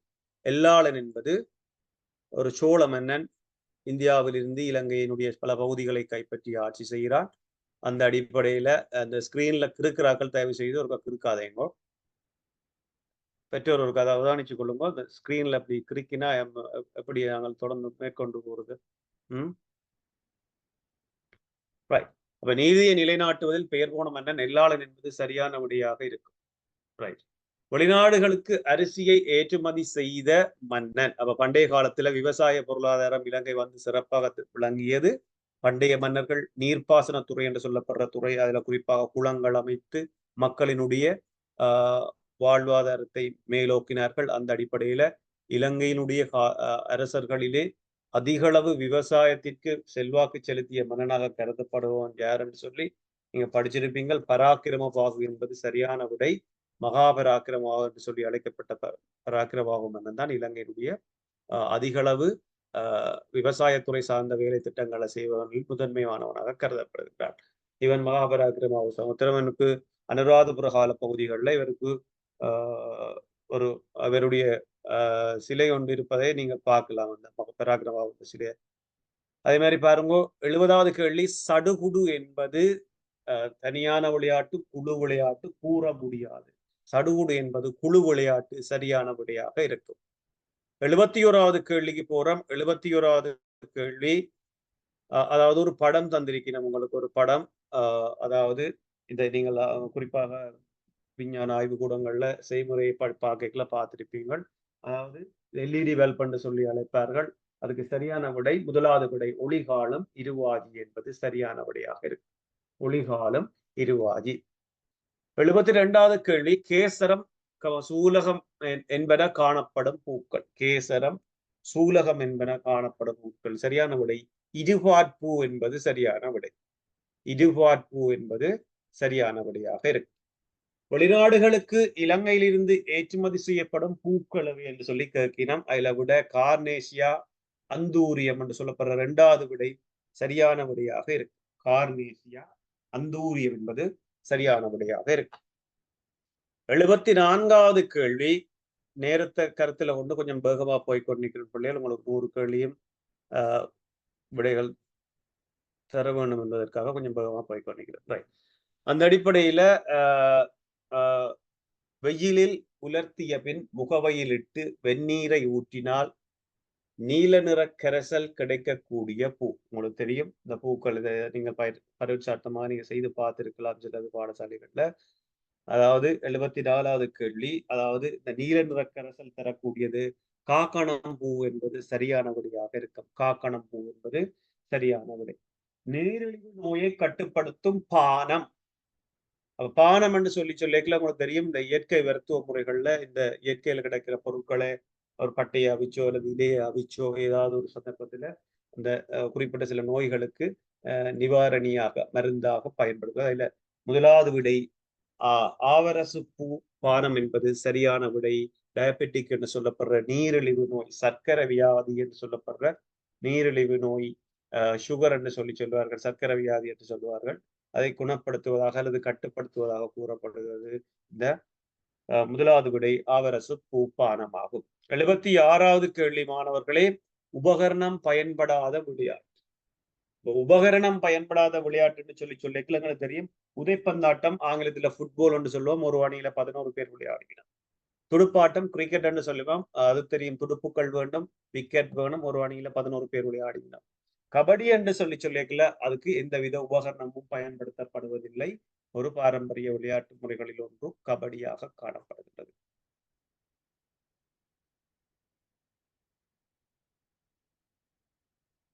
அடுத்த கேள்வி பாருங்க. சர்வதேச கை கழுவு தினம். நான் ஏற்கனவே சொல்லிடுறேன். இந்த சர்வதேச சூழல் தினம், சர்வதேச புத்தக தினம், சர்வதேச கை கழுவு தினம், ஈர நிலங்கள் தொடர்பான தினம், இப்படியான சில முக்கியமான தினங்களை உங்களுடைய வகுப்பறையிலே அல்லது நீங்கள் படிக்கிற வீட்டுல படிக்கிற அறையில உங்களோட காட்சி கண்ணுக்கு படக்கூடிய வகையில அதை ஒட்டி வைக்கணும். குறிப்பாக சில முக்கியமான சில விஷயங்கள்ல அதிலே ஒன்று இந்த தினங்கள் தொடர்பான விஷயம். தினங்கள் தொடர்பான விஷயத்தை ஒட்டி வைக்கலாம். அதே மாதிரி இந்த டிஜிட்டல் நம்பர்ஸ், அதாவது இந்த அவசர தொலைபேசி இலக்கங்கள், அதை உங்களோட கண் பார்வைக்கு அப்படி சில செட்டப்ல செய்து வச்சிருக்கீர்கள், உங்களுக்கு இலகுவாக ஞாபகத்தில் வச்சிருக்கக்கூடிய மாதிரியாக இருக்கும். ரைட். இதுல கேட்ட கேள்வி சர்வதேச கைகழுவு தினம். கைகழுவு தினம் பாத்தீங்கன்னு சொன்னால் அக்டோபர் 15 என்பது சரியான விடை. அக்டோபர் 15 என்பது சரியான விடையாக இருக்கு. அக்டோபர் 15. கட்டணம் செலுத்தி பயணிக்கும் பாதை. கட்டணம் செலுத்தி பயணிக்கும் பாதை என்று சொல்லி தெரியும். இலங்கையில கட்டணம் செலுத்தி பயணிக்கிற பாதை பெரும்பாலும் அதிவேக நெடுஞ்சாலைகளா இருக்கு. ஹைவே என்று சொல்லுவோம். அப்ப இதுல ஏத்தரத்து பெருவீதிகள் எல்லாம் நாங்கள் நோமலா ஏனைய யாழ்ப்பாணம் கண்டி பிரதான வீதி அது வந்து நாங்க கட்டணம் மூலம் செலுத்துறீங்கள. A5ம் அதே மாதிரி. அப்ப ஏத்தரத்து வீதிகள் பெரும்பாலும் கட்டணம் செலுத்தி பயணிக்கிறது இல்லை. ஈத்தரத்து பிரதான வீதிகள் தான். அதுல E01 என்று சொல்லப்படுற பகுதி தான் இதுல சரியான முடியாது. E01. ரைட். அதே மாதிரி 79வது கேள்விக்கு போகும் பிள்ளைகள். அதாவது பின்வருவனவற்றில் சேதன பசலை. சேதன பசலை என்று சொல்லிங்களுக்கு தெரியும். சூழல் நேய விவசாய முறைகளில் ஒன்று சேதன பசலைகள் பயன்படுத்துறது. இதுல அசேதன பசலைகள் என்று சொல்லிக்கல சூழலுக்கு தாக்கத்தை ஏற்படுத்தக்கூடியவை. அசேதன பயிர்கள் என்று சொல்லி யூரியா, அமோனியா சல்பேட் போன்றவை எல்லாம் வந்து அசேதன பயிர்கள், இப்ப அசேதன பசலைகள். இவை பெரும்பாலும் சூழலுக்கு தாக்கத்தை ஏற்படும். சேதன பசலை என்று சொல்லிக்கல வீட்டுல நீங்கள் கூட்டெரு தயாரிப்பதை நீங்கள் குறிப்பிடலாம். சரி, சமையல் அறை கருவிகள், வீட்டுல இருக்கிற இலைக்குலைகள் போன்றவற்றை நீங்க பயன்படுத்தி கூட்டெருவை தயாரித்து உங்களுடைய விவசாய நிலங்கள், குறிப்பாக உங்களுடைய வீட்டு தோட்டத்தை நீங்கள் பராமரிக்கக்கூடியதாக இருக்கு. அதே மாதிரி பாருங்க, 80வது கேள்வி, மாதிரி வீட்டு தோட்டத்தில் பயிர்கள் இடப்பட்டுள்ள வரைபடம் ஒன்று காட்டப்பட்டுள்ளது. இங்கு ஏ என்னும் பகுதி ஆங்கில எழுத்தால் காட்டப்பட்டுள்ளது. இது வந்து ஆசிரியர் அறிவுரைப்பு வழிகாட்டில ஒருவர் தரப்பட்ட ஒரு பிக்சர் தான். அந்த அடிப்படையில் எங்களுக்கு தெரியும், நீங்கள் ஒரு மாதிரி வீட்டு தோட்டம் அமைக்கிறீர்கள். அப்படி அமைக்கல பயிர்களை சுற்றி அல்லது வேலி அமைப்பு முறைகள்ல அந்த வேலியோரங்கள்ல குறிப்பாக இந்த பயிரை சேதம் விளைவிக்கக்கூடிய சிறு பிராணிகள் வந்து செல்லக்கூடாதுன்றதுக்காக, தாக்கத்தை ஏற்படுத்தும் பிராணிகளை பூச்சிகளை கட்டுப்படுத்துவதற்காக அந்த வெளிப்பகுதிகளில் நாங்கள் சில தாவரத்தை நாட்டி வச்சிருவோம். இயற்கை முறை அது சிவப்பு செவ்வந்தி, அந்த செம்மஞ்சள் செவ்வந்தி என்பது சரியான விடையாக இருக்கும். குறிப்பிட்ட சில பகுதிகளில் இன்னமும் செவ்வந்தி காணப்படுகிறது. செவ்வந்தியில வந்து ஒரு வகையான ஒரு மனம் ஒன்று வீசும். நீங்கள் வீட்டுல பார்த்திருப்பீங்கள், யாராச்சும் வீட்டிலே இருந்தா அதை நீங்கள் அவதானிக்கக்கூடியதாக இருக்கும். செவ்வந்தி வந்து ஒரு வகை மனத்தை தரக்கூடியது. இந்த மனம் வந்து அதாவது பயிர்களை சேதப்படுத்துகின்ற பிராணிகளுக்கு ஒரு வகையான ஒரு அலர்ஜியை கொடுக்கறதால, அது ஒவ்வாமையை கொடுக்கறதால திரும்பி போகணும், பயிர்த்தை சேதமாக்கலாம். 81வது கேள்வி, நிலத்தை பயன்படுத்தும் கிரவல் பாதை. இதுலயும் ஒரு மாற்றிக்கொள்ளுங்க. 81வது கேள்வி மாணவ குழந்தைகளே, இதுல ஒரு பிரிண்டிங் எரர் இருக்குது. கிரவல் பாதை கீனாண்டு வரும். இந்த ஈனாவை மாத்தி விடுவோம் கீனாவாக. கிரவல் பாதை வேலைகளிலும் பயன்படுகிற ஒரு வகையான உபகரணம் தான் இதுல படம் வந்து இருக்குது. இதுல விட சரியா கீறி இருக்குது. பிக்காசு என்பது சரியான விடையாக இருக்கு. பிக்காசு என்பது சரியான விடையாக இருக்கும். நாங்கள் இனி 82வது கேள்விக்கு போவோம். மேடம் அதை கண்டினியூ பண்ணுங்க. 82வது கேள்வி பிளீஸ். நிஷாரா மேடம்.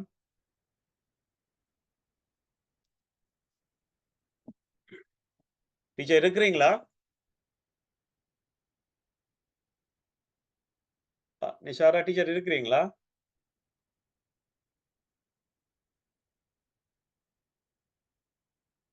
Sir, 81வது கேள்வியில இருந்து right, sir. நிஷாரா Yes, sir. Teacher இருக்கா? 82வது வினா Okay, okay. நிஷாரா இயற்கையான காற்றினால் 82. இயங்கக்கூடிய 82 தானே சார்? இயற்கையான காற்றினால் இயங்கக்கூடிய 82. காற்றாலை, மகுடி, புல்லாங்குழல். காற்றாலை இப்ப உங்களுக்கு தெரியும், புத்தளம், அதே நேரம் அம்பாந்தோட்டை போன்ற மாவட்டங்கள்ல காற்றால அந்த இயற்கை காற்றால் இயங்கக்கூடிய பெரிய காற்றாலைகள் இயக்கப்படுது. மகுடி பாம்பாட்டிட காணப்படுற ஒரு ஊதி, அது இயற்கை காற்றால் இல்ல, அவர் வாயில வைத்து ஊதுவதன் மூலமாகத்தான் அது இயங்கும்.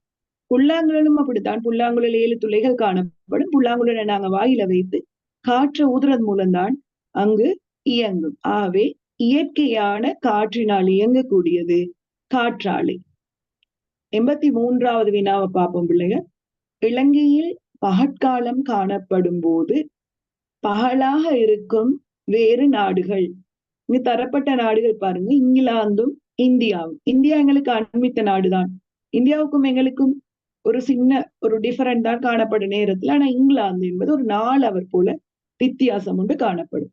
பிரான்ஸ், சவுதி அரேபியா அவையும் மணித்தியால கணக்குல வித்தியாசம் காணப்படும். ஆகவே தெற்காசிய நாடுகள் பொதுவாக ஒரே நேர அளவுக்குள்ள வரும். இந்தியாவும் பூட்டானும் தான் இலங்கையில காணப்படும் போது அவங்களோட நாடுகளும் பகலாக இருக்கும் நாடுகள்.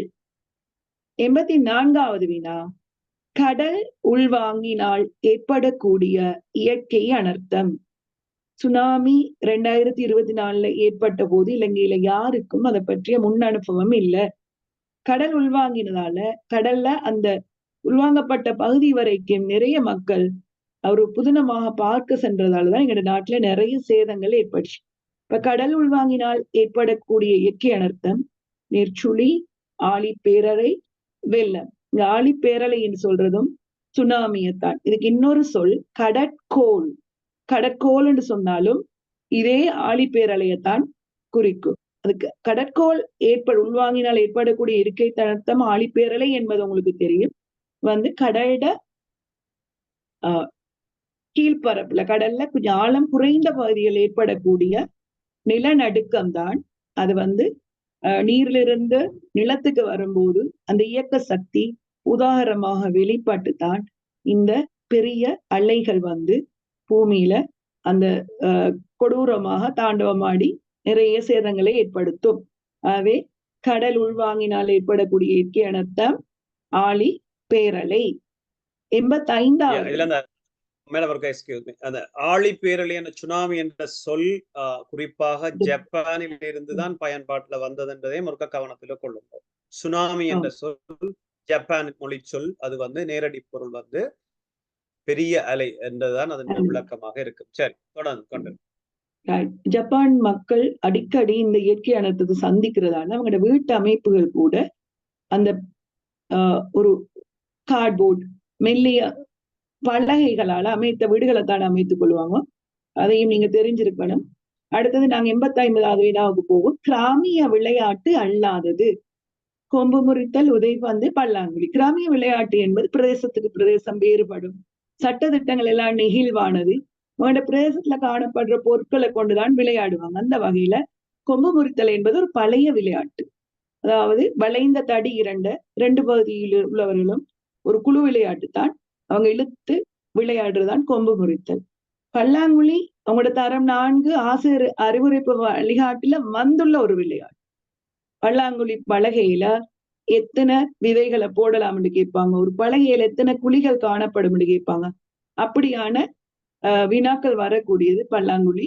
அவை பல்லாங்குழியும் ஒரு கிராமிய விளையாட்டு தான். கொம்பு முறித்தலும் ஒரு கிராமிய விளையாட்டு. உதைபந்து, ஃபுட்பால், ஏற்கனவே சார் உங்களுக்கு இது சம்பந்தமான விளக்கம் தந்தார். இந்த உதைபந்து உலகத்துல அதிகமான மக்கள் பார்த்து ரசிக்கின்ற ஒரு விளையாட்டு உதைபந்து. ஆக இது ஒரு கிராமிய விளையாட்டு அல்ல. சர்வதேச சட்டதிட்டங்களின்படி உங்களுக்கு தெரியும், சர்வதேச உதைபந்தாட்ட கவுன்சில் ஃபிஃபாவெல்லாம் தெரியும் உங்களுக்கு. அவங்களுடைய சட்டத்திட்டப்படி விளையாடுறதால இது கிராமிய விளையாட்டு அல்ல. ஆக இதுக்குரிய விடை உதைபந்து. 86வது வினா, இது ஒரு மிக முக்கியமான வினா. இது வந்து மனிதனும் தகவல்களும் பாடத்தோட வரக்கூடிய ஒரு வினா. தொடர்பாடல் கூறுகள். அதாவது ஒரு தொடர்பாடலை நாங்க மேற்கொள்ளக்குள்ள இதுல இரண்டு நபர்களோட ஒரு அந்த கூறு சம்பந்தப்படும் அந்த ஊடகம் உண்டு. அதாவது நான் உதாரணமாக இங்க பார்ப்போம். அனுப்புவர், ஊடகம், செய்தி, ஊடகம், பெறுநர், அனுப்புபவர், ஊடகம், பெறுநர். 3வது விடைதான் மிக பொருத்தமான விடை. இதற்கான நான் ஒரு உதாரணத்தை உங்களுக்கு சொல்றேன். நான் ஒரு கடிதம் எழுதி உங்கள் ஒருவருக்கு அனுப்புறேன்னு வைத்தான், நான் தான் அனுப்புபவர். அந்த செய்தி எந்த முறையில் அனுப்பப்படுதோ அது ஊடகம். நான் தொலைபேசி மூலமாக உங்களை தொடர்பு கொண்டா தொலைபேசி தான் ஊடகம். அந்த செய்தியை யார் உள்வாங்குறீங்களோ, யாருக்கு கிடைக்குதோ அவர் பெறுநர். ஆகவே தொடர்பாடல் கூறுகள் 3ம் அனுப்புபவர், ஊடகம், பெறுநர். இந்த 86வது வினாவுக்கு 3வது விடைதான் மிக பொருத்தமான விடை. அநேக மாணவர்கள் எனக்கு தெரியும் இந்த விடயத்தை அறிந்தில்லாத நிலையில நிறைய பேர் இதுல விடைய நீங்க பிழையாக குறிப்பிடுற சந்தர்ப்பங்களை நான் நிறைய கற்பிக்கும் போது கண்டிருக்கிற தொடர்பாடல் கூறுகள். இப்படியான இந்த சொற்பிரயோகங்களை நீங்க மனதுல நிறுத்தி கொள்ளணும். அப்பதான் உங்களுக்கு கட்டாயமாக சரியான விடைய பெறலாம். 87வது வினா, பாடும் மீன்கள் உள்ள நகரம். உங்களுக்கு இதுல ஏற்கனவே உங்களுக்கு தெரியும், தாமரை கோபுரம் எழுந்த நகரம், தடாக அரங்கு மலர்ந்த நகரம் என்று சொல்லியும் இலங்கையில் உள்ள முக்கிய நகரங்கள்ல அங்குள்ள சில விடயங்களை வைத்து உவமைப்படுத்தி சொல்ற விடயங்களை நீங்க கேட்டிருப்பீங்க. அப்ப தாமரை கோபுரம் உள்ள நகரம் எது?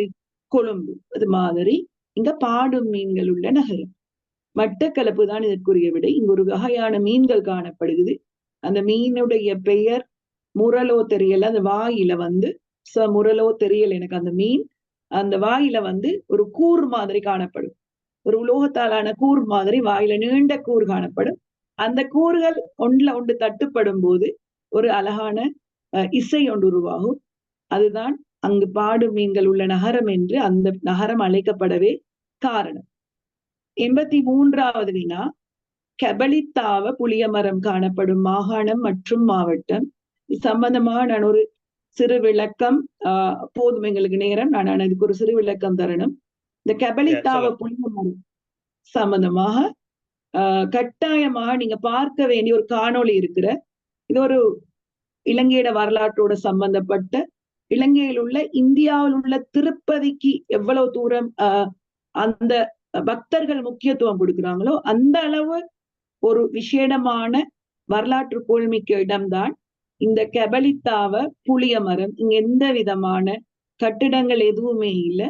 ஆனா அங்க ஒரு விதமான அமைதி, மயானமான அமைதி நிலவுவதாகவும் கதிர்காம கடவுள் குடிகொண்டிருப்பதாகவும் பெண்கள் யாரும் அந்த பகுதிக்கு நுழைய முடியாது. அதுக்கு இலகுவாக பயணம் செய்ய முடியாது. விரதம் இருந்து சைவ உணவுகள் உண்டு, மாமிசம் எதுவும் உண்டவர்களும் செல்ல முடியாது. இப்படி ஒரு பூஜைக்குரிய ஒரு புனித இடமாகத்தான் இந்த கெபலித்தாவ காணப்படுகிறது. இது சம்பந்தமான ஒரு தெளிவான விளக்கம் உள்ள காணொளி யாழ் மாஸ்டர் குழுமத்துல மட்டும்தான் நான் அந்த காணொலியை பார்த்திருக்கிறேன். அன்பான மாணவர்களே, கட்டாயமாக நீங்க தரம் 4ல வரலாற்றுடன் சம்பந்தப்பட்ட முக்கியமான விடயங்கள் அனைத்தும் நாங்கள் இந்த குழுமத்தை தோத்து இருக்கிறோம். அந்த வகையில கெபலித்தாவ புளியமரம் என்பது ஒரு விசேடமான ஒரு வரலாற்றோட சம்பந்தப்பட்ட இடம். இந்த புளியமரம் ஊவா மாகாணத்துல மொனராகல மாவட்டத்துல காணப்படுகிறது. பொதுவாக வினாக்கள் கேட்கும் போது உங்களுக்கு மாகாணம் கேட்பாங்க அல்லது மாவட்டம் கேட்பாங்க. நீங்க பரிச்சயம் சரியாக தெரிந்திருந்தா மட்டும்தான் அந்த விட உங்களுக்கு சரி வருமாவே. இந்த விடயங்களை நீங்க தொகுத்து கொள்ளலாம். நாங்க எதிர்வரும் எங்கட செயலமர்வுல கட்டாயமாக இப்படியான கற்றல் குறிப்புகளை நாங்க கட்டாயமாக உங்களுக்கு தருவோம். உங்களோட கற்றலுக்கு இலகுவாக அமையும். 89வது வினா, இலங்கை சமூக சீர்திருத்த சங்கத்தை உருவாக்கியவர். வன எஸ் மஹிந்த தேரர் என்று தரம் 5 ஆசிரியர் அறிவுரைப்பு வழிகாட்டுல குறிப்பிடப்பட்டிருந்தாலும் தரம் 4 வன எஸ் மஹிந்தன்னு தான் குறிப்பிடப்பட்டிருக்கிற கலாநிதி ஆனந்த குமாரசுவாமி, டிபி ஜெயதிலக. இலங்கை சமூக இந்த இவர்களை பற்றி நீங்க, அதாவது இலங்கையோட வரலாற்றோட, இலங்கையோட சமூக சீர்திருத்தத்தோட எல்லாம் சம்பந்தப்பட்ட பெரியார்கள் பத்தி நீங்க கூடுதலாக தரம் 4 தான் கற்றிருக்கிற. 5 வெறுமனே நீங்க படிக்கிறது கொங்காலே கூட பண்டாவும் மொனரவில கெப்பட்டி புல திசாவையும் மட்டும்தான். ஆகவே நீங்க தரம் 4 படித்த அனைவரையும் அதுல படித்த அந்த முக்கியமான விடயங்களை நீங்க தொகுத்து ஞாபகத்துல வைக்கணும். இங்கும் கலாநிதி ஆனந்த குமாரசுவாமி தரம் 4 நீங்க படித்தவர் தான். அவர்தான் ஒரு கீழைத்தேய தத்துவ ஞானி என்று சொன்ன ஒரு மிகப்பெரிய ஒரு அறிஞர். நிறைய புத்தகங்களை பல்வேறு மொழிகளிலிருந்து மொழிபெயர்த்தவர். அவர்தான் சமூக சீர்திருத்த சங்கத்தை உருவாக்கியவர். வனேஸ் மஹிந்த அவர் இலங்கையர் அல்ல, இலங்கைக்கு வந்த திபெத் நாட்டிலிருந்து வந்து பௌத்த மதத்துடைய சிந்தனைகள் கருத்துக்களை விளங்கி அதை ஏற்று ஒரு பிக்குவாகி சிங்கள மொழிக்கும் சிங்கள மக்களுக்கும் சேவை செய்தோரியார். அவரே டிபி ஜெயதிலகையும் இலங்கையில பல்கலைக்கழகங்கள் உருவாக்கம் சிங்கள மக்களுடைய நிறைய விடயங்களோட சம்பந்தப்பட்ட ஒரு தேசிய தலைவர். 90வது வினா, இலங்கை நாட்டை பிறப்பிடமாக கொண்டவர். கர்னல் ஒல்கோட், வன எஸ் மஹிந்த தேரர், கலாநிதி டிபி ஜாயா. இப்ப நீங்க கற்கிற நேரம் பிள்ளைகள் அவங்களுடைய வாழ்க்கை குறிப்புகள் எல்லாம் சொல்ற நேரம் அவங்க எந்த நாட்டுல இருந்து வந்த, அவங்க இலங்கையரா, இலங்கையில் இருந்தவரா அல்லது பௌத்த மதத்தை ஏற்றவரா வந்தவரா என்ற விடயங்களை நீங்க தெரிந்திருக்கணும். இப்ப இலங்கையர் என்று கர்னல் ஒல்கோட் அமெரிக்காவை சேர்ந்த ஒரு மத போதகராக இருந்து இலங்கையில நடந்த ஒரு விவாதம், பிக்குகளால 5 விவாதங்கள் இலங்கையில நடந்திருக்குது கிறிஸ்தவர்களுக்கும் பௌத்தர்களுக்கும் இடையில. அந்த விவாதங்களுக்கு தலைமை தாங்கிய பௌத்த பிக்குவை நீங்க அறிந்திருக்கணும்.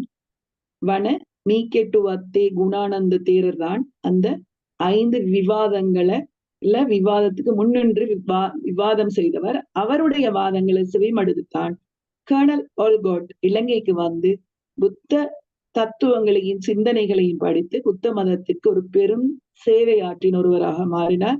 இலங்கையோட பௌத்த கொடி உருவாக்கத்துல கூட அவருக்கு முக்கிய பங்கு இருந்துச்சு. வனேஸ் மஹிந்த தேரரும் ஒரு இலங்கையர் அல்ல, ஏற்கனவே நான் விளக்கம் தந்தேன். அதாவது திபெத் நாட்டிட சிக்கிம் பிராந்தியத்தை சேர்ந்த இவர். இவருடைய இயற்பெயர் தசினம்கல்.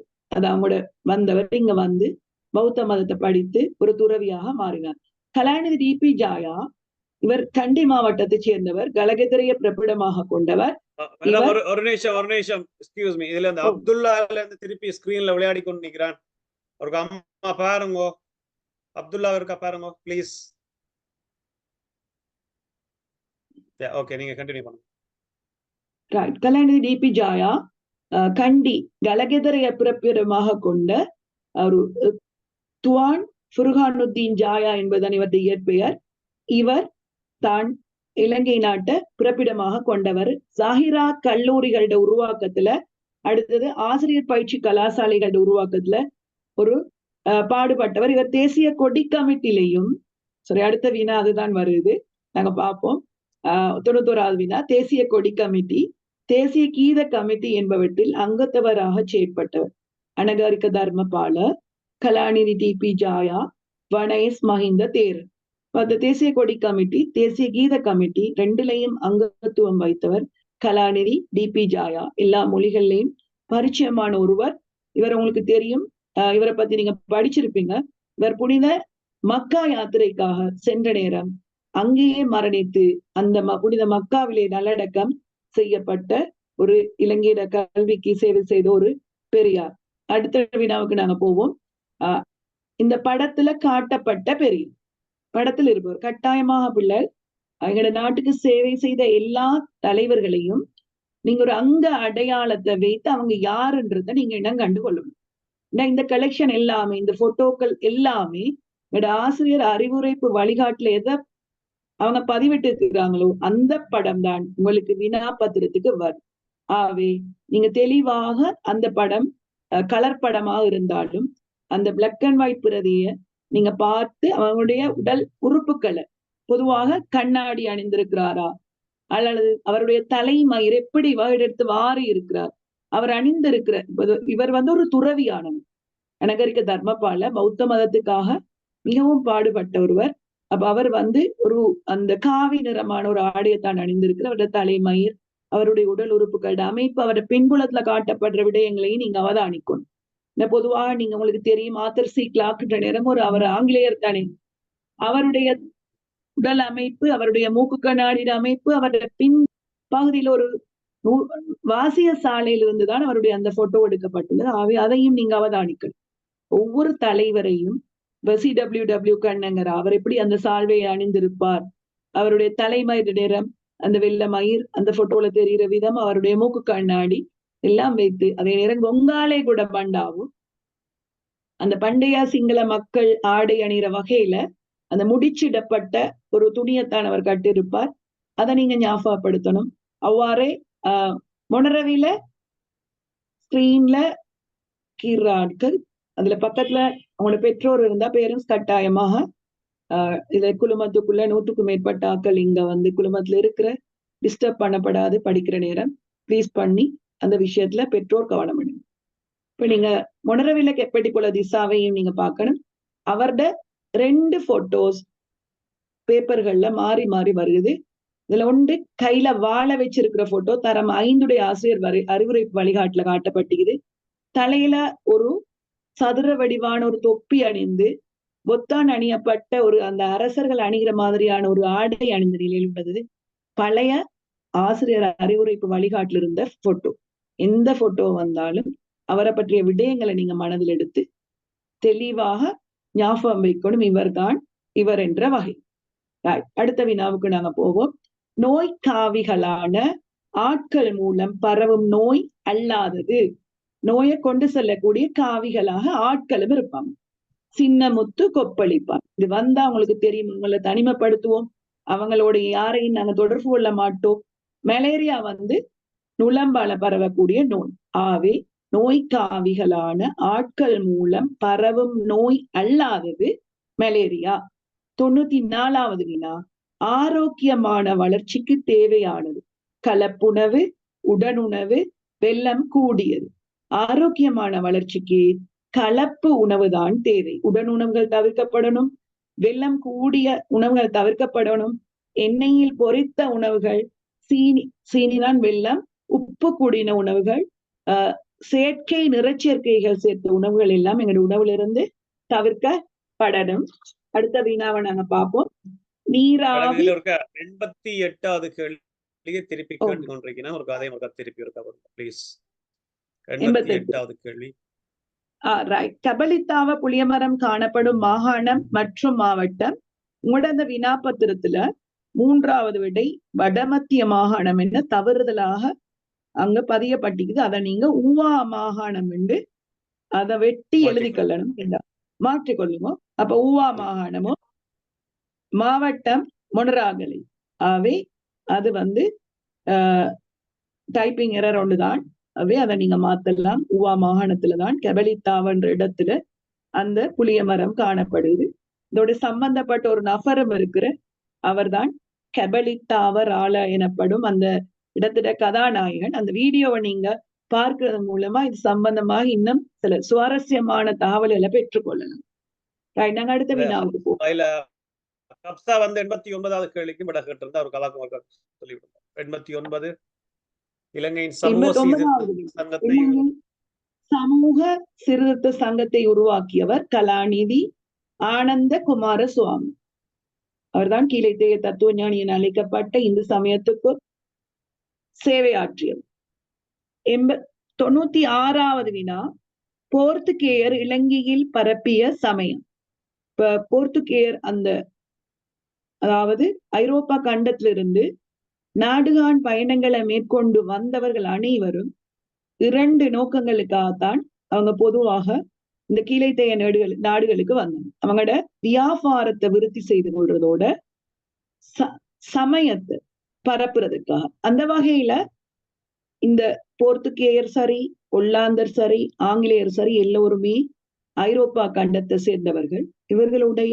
இவர்கள் பரப்பிய சமயமும் கூட கிறிஸ்தவ சமயத்துடைய பிரிவுகளாகத்தான் காணப்பட்டுச்சு. ஒல்லாந்தர் அவங்க பரப்பிய அந்த சமயம் புரொட்டஸ்தாந்து சமயம். போர்த்துகேயர் பரப்பிய சமயம் ரோமன் கத்தோலிக்கம். அதே நேரம் ஆங்கிலேயருடைய சமயம்தான் கிறிஸ்தவ சமயம். இது சம்பந்தமாக இவர்களுடைய சமயம், இவருடைய நாடு, இவர்கள் ஆட்சி செய்த காலம் என்பது பற்றிய முக்கியமான விடயம் எமது குழுமத்துல ஒரு வீடியோவாக உங்களுக்கு பார்க்கலாம். முக்கியமாக அவங்க வந்த ஆண்டுகளை நீங்க நினைவு வைத்துக் கொள்ளணும். 1505 போர்த்துகேயர், 1658 ஒல்லாந்தர், 1796 ஆங்கிலேயர், 1815 ஆங்கிலேயர் கண்டி உட்பட முழு நாட்டையும் கைப்பற்றுவாங்க. 1948 நமது நாட்டுக்கு சுதந்திரம் கிடைக்குது. 1972 இலங்கை குடியரசாகும். முக்கியமான வருடங்களை மட்டும் நீங்க தெரிந்து வைக்கணும். அதே நேரம் நான் 95வது வினாவுக்கான விளக்கத்தை தருகின்றேன். நீராவி குளிரும் போது, நீராவி எனும் போது நாங்க நீரை கொதிக்க வைத்து வரக்கூடிய ஆவி, அதை நாங்க குளிர வைத்தா பொதுவா நீங்க பாக்குற நேரம் உங்களுக்கு விளங்கும். குளிரும் போது ஒடுங்கி நீராகும். அந்த நீரை நாங்க திருப்பவும் குளிர வைக்கும் போது பனிக்கட்டி ஆகும். நீரை சூடாக்கும் போது ஆவி ஆகும். ஆவியாகி அந்த நீராவி குளிரும் போது நீராகும். முதலாவது விடைதான் 95க்கு. 97வது வினாவை பார்ப்போம். எமது நாட்டின் பெருமையை எடுத்து கூறும் பாடல்கள் நாட்டார் பாடல், தேசப்பற்று பாடல், பக்தி பாடல். நாட்டார் பாடல் என்பது நாங்க பொதுவாக எமது வேலைகளின் போது அந்த களைப்பை போக்கிக் கொள்வதற்காக கிராமிய மக்கள் பொதுவாக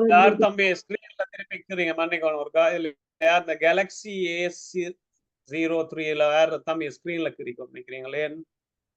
ஓகே, சாரி, நீங்க கண்டினியூ பண்ணுங்க மேம். ரைட். அப்ப அந்த பெருமையை எடுத்து கூறக்கூடிய நாட்டார் பாடல அந்த கிராமிய மக்கள் அவங்களோட வேலை பழுவை நீக்கிக் கொள்வதற்காக, ஒரு தாய் குழந்தைய ஒரு தூங்க வைப்பதற்காக தாலாட்டு பாடுவார். ஒரு மரண வீட்டுல அந்த மரணித்தவரை நினைத்து ஒப்பாரி பாடப்படும். விளையாடும் இடங்கள்ல விளையாட்டு பாடல்கள், தொழில் செய்யும் இடங்கள்ல தொழிற்பாடல், இதெல்லாம் நாட்டார் பாடலுக்குள்ள அடங்கும். தேசப்பற்று பாடல்கள் இலங்கை பத்தி, இலங்கை நாடு எம் நாடு இனி எங்கள் தாய் நாடு எல்லாம் வரும். நாட்டை தேசப்பற்றோட பாடுற அந்த பாடல்கள் தேசப்பற்று பாடல், நாட்டோட பெருமையை கூறும் பாடல்.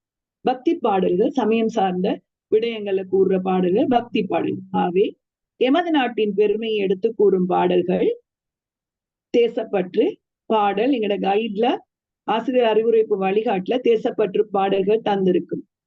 அத நீங்க தேசம் நமது தெய்வம் இதை தெரிந்து கொள்ளும் தம்பின்ற ஒரு வாரனுடைய பாடல் வருது. இதெல்லாம் அங்கு வரக்கூடிய தேசப்பற்று பாடல்.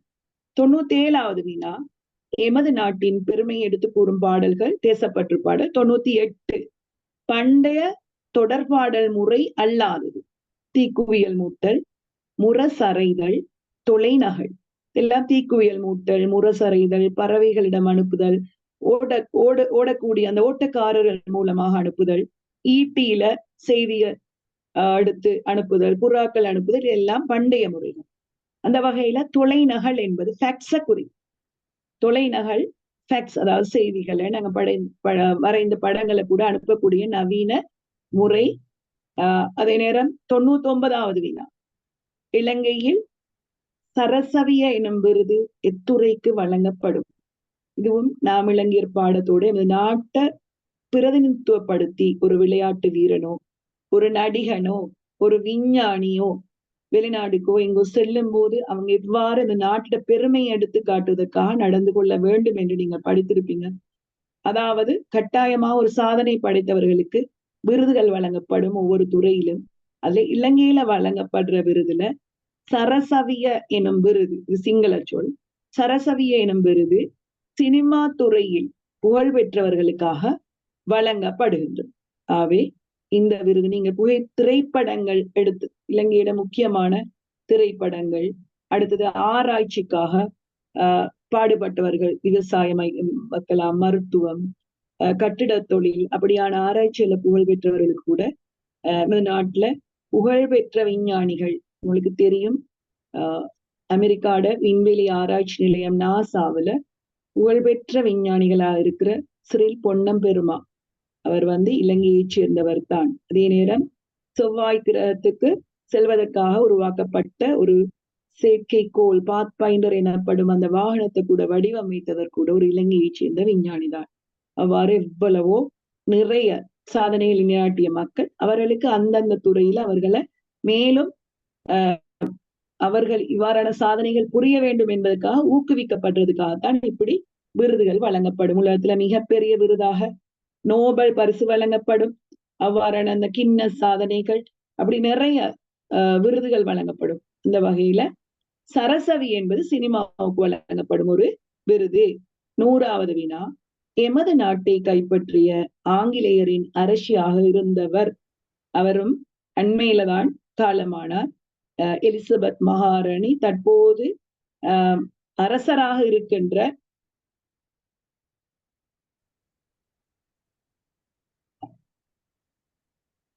இப்போது அவருடைய மகன் தான் அரசராக இருக்கின்றார். இளவரசி டயானா உங்களுக்கு தெரியும். சார்ல்ஸ் என்பவர் தான் இவருடைய மகன். அவர் தான் இப்போது இங்கிலாந்து நாட்டிட ஆங்கிலேயருடைய அந்த அரசுரிமைக்குரிய இவராக மாற்றப்பட்டார். எலிசபெத் மகாராணி இவருக்கு கீழே நிறைய நாடுகளை கைப்பற்றி வச்சிருந்தார். இவருடைய ஒரு மகள் இளவரசி ஆன், மருமகள் தான் இளவரசி டயானா. அவை அந்த வகையில நீங்க தெரிந்திருக்க வேண்டியது உண்டு. இந்த நாட்டை கைப்பற்றி ஆண்ட அந்த அரசி இப்போது அவருடைய மகன் தான் அந்த நாட்டுல அரசராக இருக்கின்றார். அவை அந்த வகையில நாங்கள் என்னை தெளிவுபடுத்திய வினாக்கள் உங்களுக்கு புரிந்திருக்கும் என்று நினைக்கின்றேன். சார் ஓகே மாணவர்களே, அப்ப நாங்கள் அந்த குறிப்பிட்ட 2 மணித்தியாலத்துக்குள்ள இயன்ற அளவு எங்களால தரக்கூடிய அளவில் இந்த 100 வினாக்களையும் எவ்வாறு மேலதிக விளக்கங்களோடு தந்திருக்கிறோம். காலப்போக்கில் மினிமம் 2 மாத காலப்பகுதி தான் உங்களுக்கு இருக்கு பரீட்சைக்கு. நீங்கள் எல்லாரும் பயிற்சி பரீட்சைகள் எல்லாம் நிறைய செய்திருப்பீங்கள், மாதிரி பரீட்சைகள் எல்லாம் செய்திருப்பீங்கள், மாகாண பரீட்சைகள் எல்லாம் செய்திருப்பீங்கள். செய்து உங்களை தயார்படுத்திக் கொள்ளுங்க. தொடர்ந்து நாங்கள் இன்னைக்கு சுற்றாடல் செய்தது போல தமிழ் மற்றும் கணிதம், 2ஆம் மொழி போன்ற விசேடமாக கட்டுரை எழுதுதல் தொடர்பாகவும், குறிப்பாக நுண்ணறிவு சார்ந்த விடயங்கள் தொடர்பாகவும் நாங்கள் தொடர்ச்சியாக சில வழிகாட்டல் செய்வதற்கு தீர்மானித்திருக்கின்றோம். அந்த அடிப்படையில இவ்வளவு நேரமும் சில பேர் இதுல குழப்படி செய்துதான் இருக்கிறீங்க. ஸ்டில் இப்போவும் பெற்றோர் கொஞ்சம் அதை பார்த்து கொள்ளணும். நாங்கள் ஒரு பயனுள்ள வகையில் இதை அமைச்சிருக்கிறோம். அந்த அடிப்படையில இதுல ஒரு தடவை எவ்வளவு புள்ளிகள் எடுத்தீங்கள் அதை நீங்கள் எங்களுக்கு குறிப்பிடுங்க. பிறகு இதுல மெசேஜ் பண்ணக்கூடிய மாதிரி இருந்தால் அதுல மெசேஜ் பண்ணுங்க. நாங்கள் தொடர்ச்சியாக மேற்கொள்ளுகின்ற செயலமர்வுகளின் முடிவில உங்களுக்கு ஒரு பெறுமதியான பரிசல்களையும் நினைவு சின்னத்தையும் அதே சமயம் ஒரு சான்றிதழையும் தருவதற்கு தீர்மானித்திருக்கின்றோம். அந்த வகையில இந்த குறிப்பிட்ட நேரத்துல இவ்வளவு நேரம் கலந்து கொண்டு சிறப்பித்து நீங்கள் ஏதாவது சொல்ல இருக்கிறீங்களா? யாராச்சும் அகனியன் ஏதாவது சொல்ல போறீங்களா?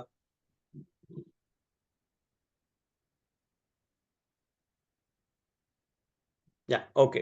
அப்ப நாங்கள் இதோட இந்த செயலமர்வை நிறைவு செய்வோம். சார் 94வது என்ன விட 94வதுக்கு கேட்கட்டும். ஓகே. 94க்கு கலப்புணவு முதலாவது விட, 96க்கு ரோமன் கத்தோலிக் இரண்டாவது விட. ஓகே. நாங்கள் அப்ப தொடர்ச்சியாக அடுத்த செயலமர்வுல சந்திப்போம். கலந்து கொண்ட அனைவருக்கும் எங்களுடைய வளவலராக கலந்து கொண்டு சிறப்பித்த தேசிய வளவாளர் இஷாரா மேடம் அவர்களுக்கும் அவருடைய உதவி ஆசிரியருக்கும் மற்றும் மாணவர்கள் பெற்றோர்களுக்கும் நன்றி கூறி தொடர்ச்சியாக நாங்கள் இன்னொரு செயலமர்வுல சந்திப்போம். மீண்டும் அடுத்த செயலமர்வுல சந்திப்போம். ஓகே, நன்றி.